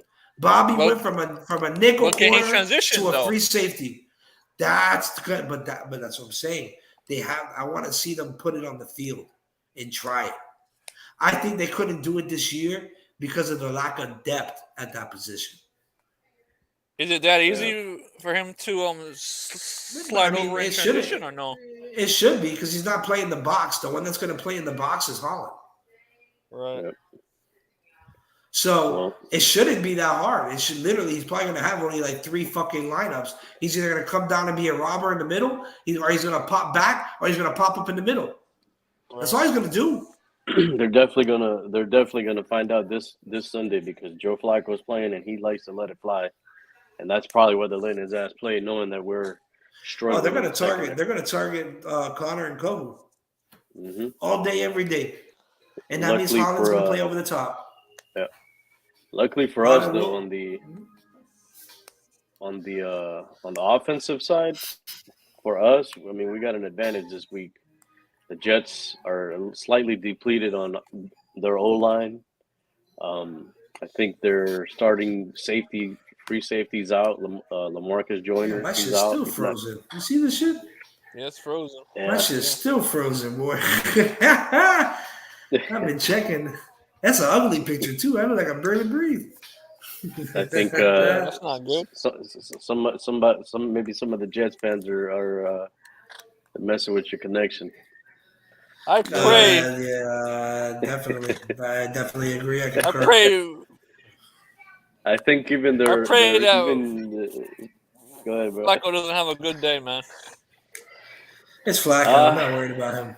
I'm worried about can the offense move on that defense? That's what I'm worried about. Yeah, it's gonna be. I'm not worried test. about Flacco. Run the ball, do the underneath stuff. Skylar Thompson needs to be decisive, quick. He can't be sitting in the pocket and then trying to run around like a chicken. Even though he's got the legs. If you're gonna run, at least run out the pocket. Run straight. Get a yard or two. Don't run backwards trying to make moves. Pick up 4 or 5 yards. Play ahead of the sticks. Don't get behind the sticks. Or let's do some motion plays to the right. Where use his strength. He has potential, man, for sure. The dude's he does have potential. You just got to use him to his best skill assets. And he's got targets. I mean, you got Waddle, you got Tyreek Hill, you got Gesicki, you got Seth Wilson if he's not hurt, you got Trent Sherfield, Rivercraft. I'm not sure if he's playing or not. I mean, you got all these weapons, man. You got weapons. You got Mostert coming out of the backfield. If you got to dump it low, you got to be quick though. I mean, you got to go in here knowing what the hell you're doing. When you say that, by the way, Mr. Skylar Thompson, if you're listening. Don't dump it on 4th and 16, please and thank you. Oh my God, dude, that shit pissed me the fuck. And then when I brought that shit up in somebody's face, you know what they told me? That could have caused a pass interference. And I said, when the fuck have you ever seen? When have you ever seen a pass interference on a check down? That was the dumbest shit I ever heard in my entire life. When have you ever seen a pass interference called on a check down? Yeah. You don't. Let it fly, dude. Don't be scared. Ain't nothing to lose. That last game, it was you could just tell on both. I mean, on all three faces just looked depleted, like mentally depleted. Not all players, but you could tell that some of the movements, some of the, you're not locked in. You weren't locked in, ready to roll. You got to win your one-on-one matchups, and they just were not happening. Crossen was getting burnt all over the place. Even what's his dude? Kudo, whatever his name is. Cater. He had some solid plays, but he was also getting burnt. And, the linebacker core was getting trashed in places. So, I mean, I'll give props to our D-line. They're doing the best they can, with what they got. Yeah. And they're trying hard, and I give them props. I mean, Christian Wilkins, give him props.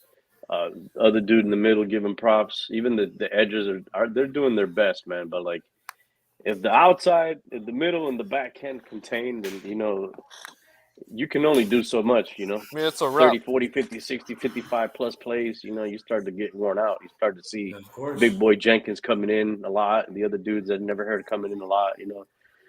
So it's like, of course, bro. Yeah. Of all games of this year, you got to treat it like a playoff game. And the Jets are a very good team. However they look on as a record. Yeah. I mean, shit. The Texans. They have a great defense, dude. They have a great defense, bro. You got to respect that defense, man. And they have to respect that defense. And they have injuries, but they're still going to go out and play because they're locked in, focused. They have something to prove. And they don't want to go out. Well, they want to sit us. They want to sit us down, but we're a division rival. They want to sit us down, and I respect that.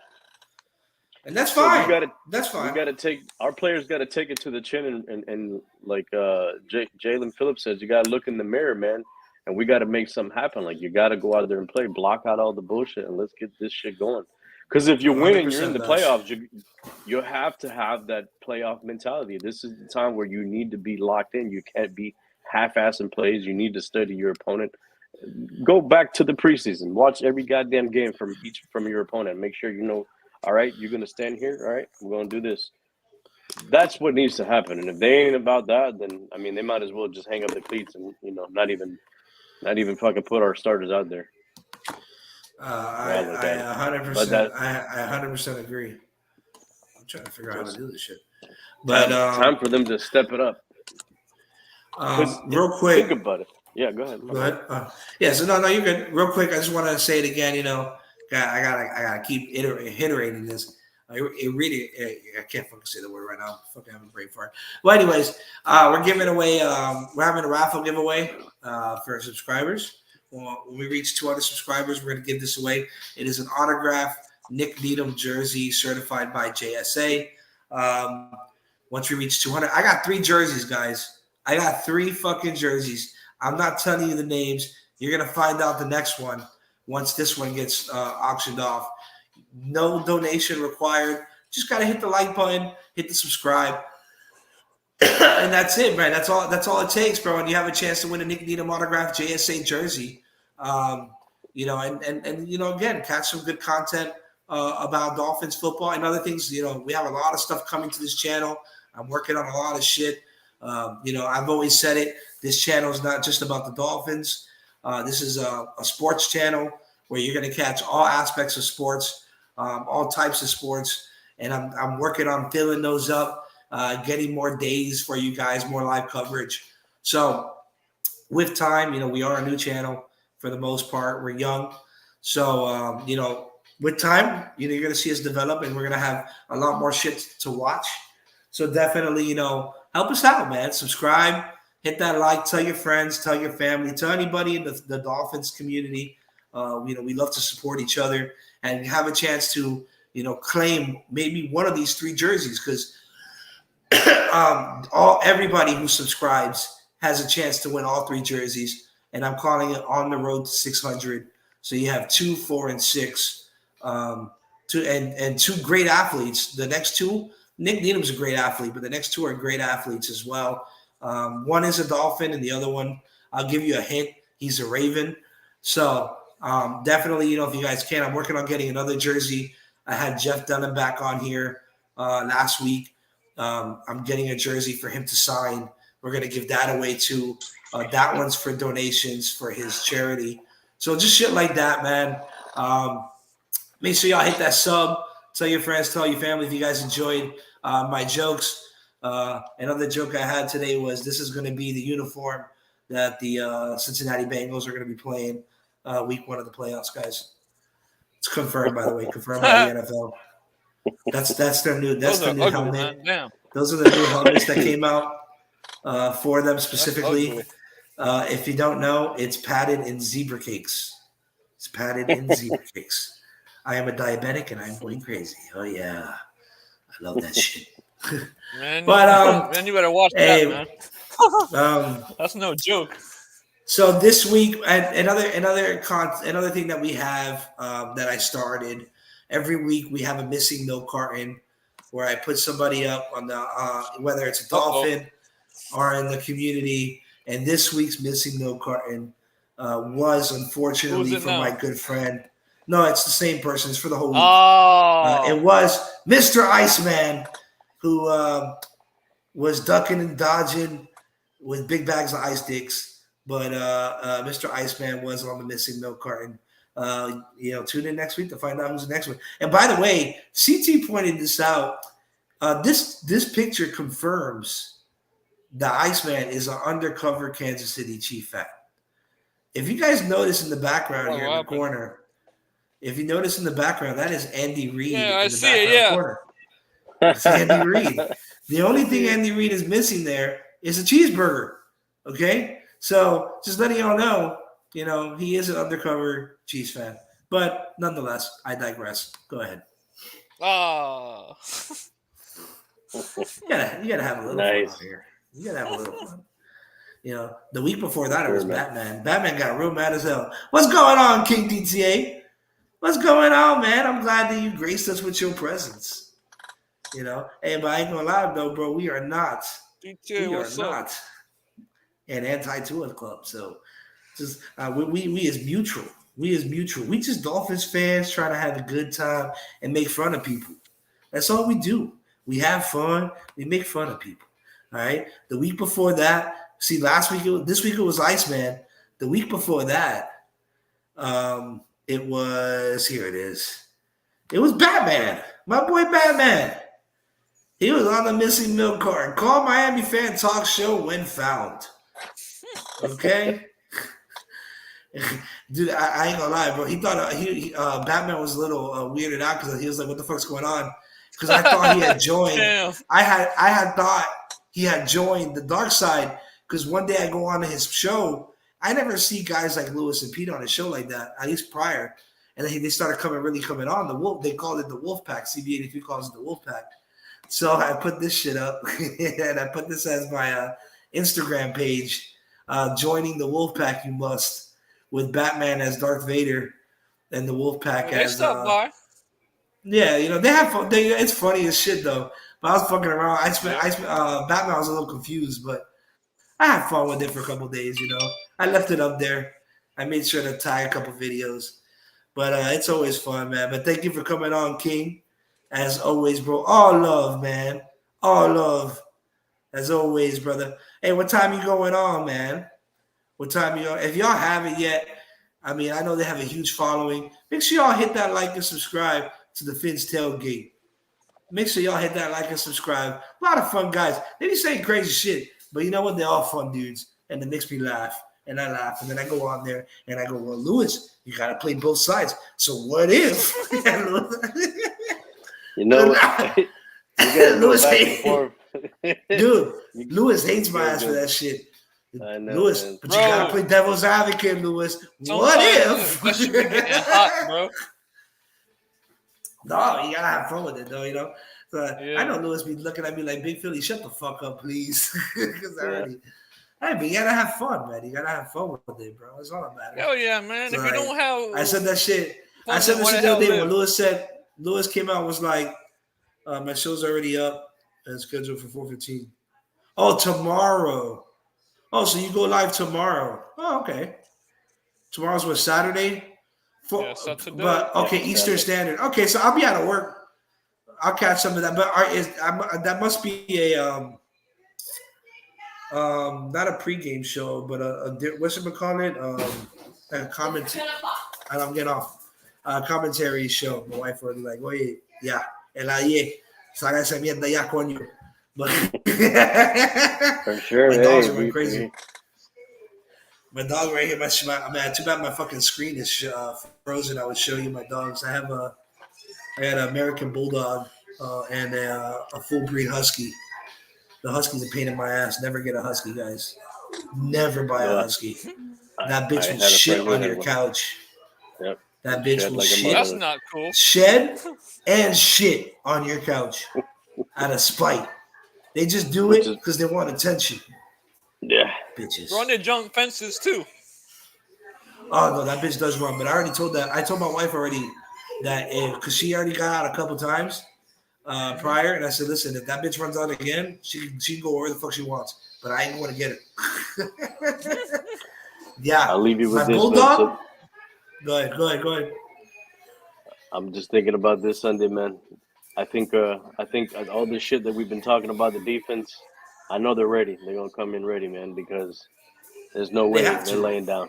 There's no way they're laying down this week. The only good thing that Miami has about this weekend is that the Bills play at the same time.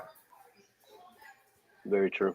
It'll allow us exactly, because at the end of the day, if they don't take care of business, it doesn't matter. Whatever happens with Buffalo, it doesn't matter. So they have to take care of business. So that's the only benefit that we have. It's not like Buffalo that gets to watch Kansas City tomorrow night. I hate that shit. I'd rather have seen another team play in that slot on Saturday than fucking Kansas City. The Bills, because there's implications for the number one seed. But the Bills did beat the Pats in their first game, they lost. They did, but here's the thing, though. If Kansas City wins, there's no shot for Buffalo to get the number one spot. And depending on what happens, the only reason why they would start their starters is to secure the number 2 spot because they wouldn't want to lose, and it'll be a tie between them and Cincinnati. True. You see what I'm saying? So, because then now you risk the number 2 spot to go to the number 3 spot. But I'm not sure who has the upper edge between Buffalo and Cincinnati. So, with the same record, because they're going to go based off of win percentage. So, in this case, if Cincinnati, if Kansas City, Buffalo, Cincinnati should have been playing at the same time. Right. And they should have put a bullshit game that doesn't matter in that slot, in that time slot. That doesn't have playoff implications. Because now you fucked that up for at least for the Dolphins. So, with that being said, to kind of recap what we talked about, at least my point of view, don't turn the ball over. Stay in front of the sticks.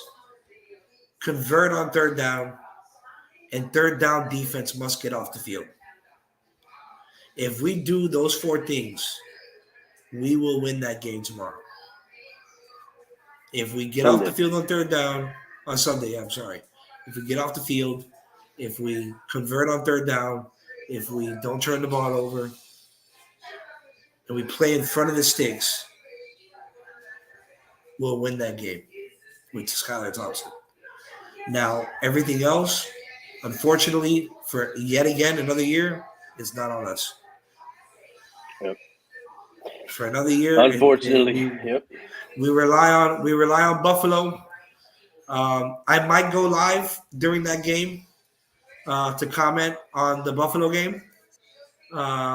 So if you guys want to tune in, actually, if you guys want me to, let me know on Instagram. Go on my Instagram, Miamifantalk Show or Miamifantalk, and comment or write to me. Please go live, and I'll go live with Turbo and open panel up for you guys to talk. And I'll see if Batman will even join in the stadium to kind of give me the feel in Hard Rock, since I won't be there. Or maybe even Cap. Maybe I'll get Cap on here because Cap's going to be at the game. But let me know if you guys want me to do that. I wouldn't mind commentary. Now that I have the space to do it, I could definitely do it. Let me know. Let me know what you guys think. Go for it, man. Obviously, Canes wants me to do it already. But we'll have some fun. I know El Capitan goes on for the commentary. But I really want to do the Buffalo game. And occasionally drop in, and I want to have like little special guests here and there, just to have a little fun. And then, and then hopefully we have a great outcome. If you haven't yet, make sure you tune in on Saturday to TFTG King DTA show. He graces here with his presence on the comment section. I want to thank you guys. Boss 305, I don't see you much. I hope you're on here a lot more. Especially when we start talking about other shit, especially when it comes to fighting and everything else that we're going to be getting into soon enough with the UFC starting back up in January. Dolphin, JK, Canes, Dolphins, thank you for coming on. Jets game for commenting, being an asshole. Chef Jew, just everybody, everybody who came on here and talked and commented and gave some input. Poseidon, Willie Beeman, obviously my panel members. You can never forget La Boricua, Cap for Life. Much love to all of you guys. I'm going to call it a night, bro. It's 10 o'clock. I got to walk the dogs. All right, man. Get it going, brother. Appreciate you. Yes, all right, it's 3 hours in, bro. I'm tired. I ain't King DTA, bro. King DTA can go on for 12 hours. I can't do that shit. All right, my back hurts. My ass is numb. I had to walk the dogs. So, fuck it, balapinga. But, hey, man, thank all y'all for coming on. Hey, Bash, I'll see you on Insta. But, hey, bro, if you want to get on Madden, bro, let me know, bro. I mean, you probably whoop my ass because I got my ass destroyed. But I'm on all the time, brother. I see you on, bro. I got to get on with you and play more. I be getting my ass whooped by Iceman. I'm tired of getting my ass whooped. So, and CT keeps saying I'm ducking him because I won't upgrade the $100 to the $100 Madden to play with people who don't have the new console, the new generation. Because he doesn't have the new generation. Yeah, the XS. Because I have the XS. So I got to upgrade so I can go ahead and start playing other people. So I can get my ass kicked. It's fun. I'll see if they get on tonight. I work in the morning, but if they get, because they usually get on like around now or 11 o'clock and they start playing Madden. If they do, I'll send you the link. They have a backstage where they go and they talk shit and play all night. So it's fun. Him, Iceman, CT. Yeah, I'll let you know. But frustrate them. No, you need to frustrate his fucking Iceman Because Iceman be running his mouth. Iceman be running his mouth, bro. Running his mouth about he be beating everybody, dog. I'm like 200 deep on Madden Online right now. God, 200 wins? 206 to be exact right now. Must be nice. I'm at like 12. I just started playing online, dude. I didn't play online before. I've been trying to get my Madden skills up. So I've been playing more and more and more online and just getting more consistent. But then now these motherfuckers, they be quitting mid-game after I be banging the shit out of their ass. And I hate that shit. Because none of them want to stay in the game, bro. Shit's so annoying. But I wish Madden would just give you the W, even if it's lost connection. Online they do. If they quit out prior, they'll give you the dub. But even if it's lost connection, even if it don't matter, if they log off, they pull the plug, you still get the dub. You should get the dub. I get the dub every time. So that's some bullshit then. Because they be not. That's why I only got 12 wins, bro. Because I have lately I've been like I just played the guy with the San Francisco 49ers. I had the Dolphins. I was up 28 to 0 in the first quarter, and he unplugged. I didn't get the credit. No, it's weird. So I don't know. It's weird. It is what it is. I'll figure that shit out. Or maybe I'm wrong. Maybe I have more wins. I don't know. I have to look at the wins. You know what sucks? When you play and it freezes up. That shit's annoying. I hate that shit. That shit's annoying, especially when you're mid throw and you don't know what the fuck just happened, and all of a sudden the shit comes back, and you're like on the end zone or something on the sideline. You're like, fuck. Yeah, and it freezes up. You're like, damn it. Shit's so fucking annoying. It's but hey, bro, thank y'all for coming out. Hopefully Monday I'll be back on with a victory Monday, and hopefully God willing to the football gods. We'll get the Pats will lose and we'll be in the playoffs and we'll have another week hoping, man, of Dolphins talk on Miami Fan Talk, because best believe that if we're not in the playoffs, I will not be talking about the Dolphins anytime during the playoffs. Because remember, we're all 32 teams, so it's going to be all about the playoffs. So I hope I have another week. Probably till March. Till March. No, that's when free agency opens up. Probably till like March, and then June or May. May is the May or April. May, June is when the draft is, and then July when they start cutting everybody. So that's when you really start talking. I'm trying to get some media passes next year, so we'll see. But yeah, man. Hey, bro, y'all have a great night, bro. Thank y'all for coming on again. Love y'all. I'll talk to y'all soon. Big Philly out. Later. Gerardo.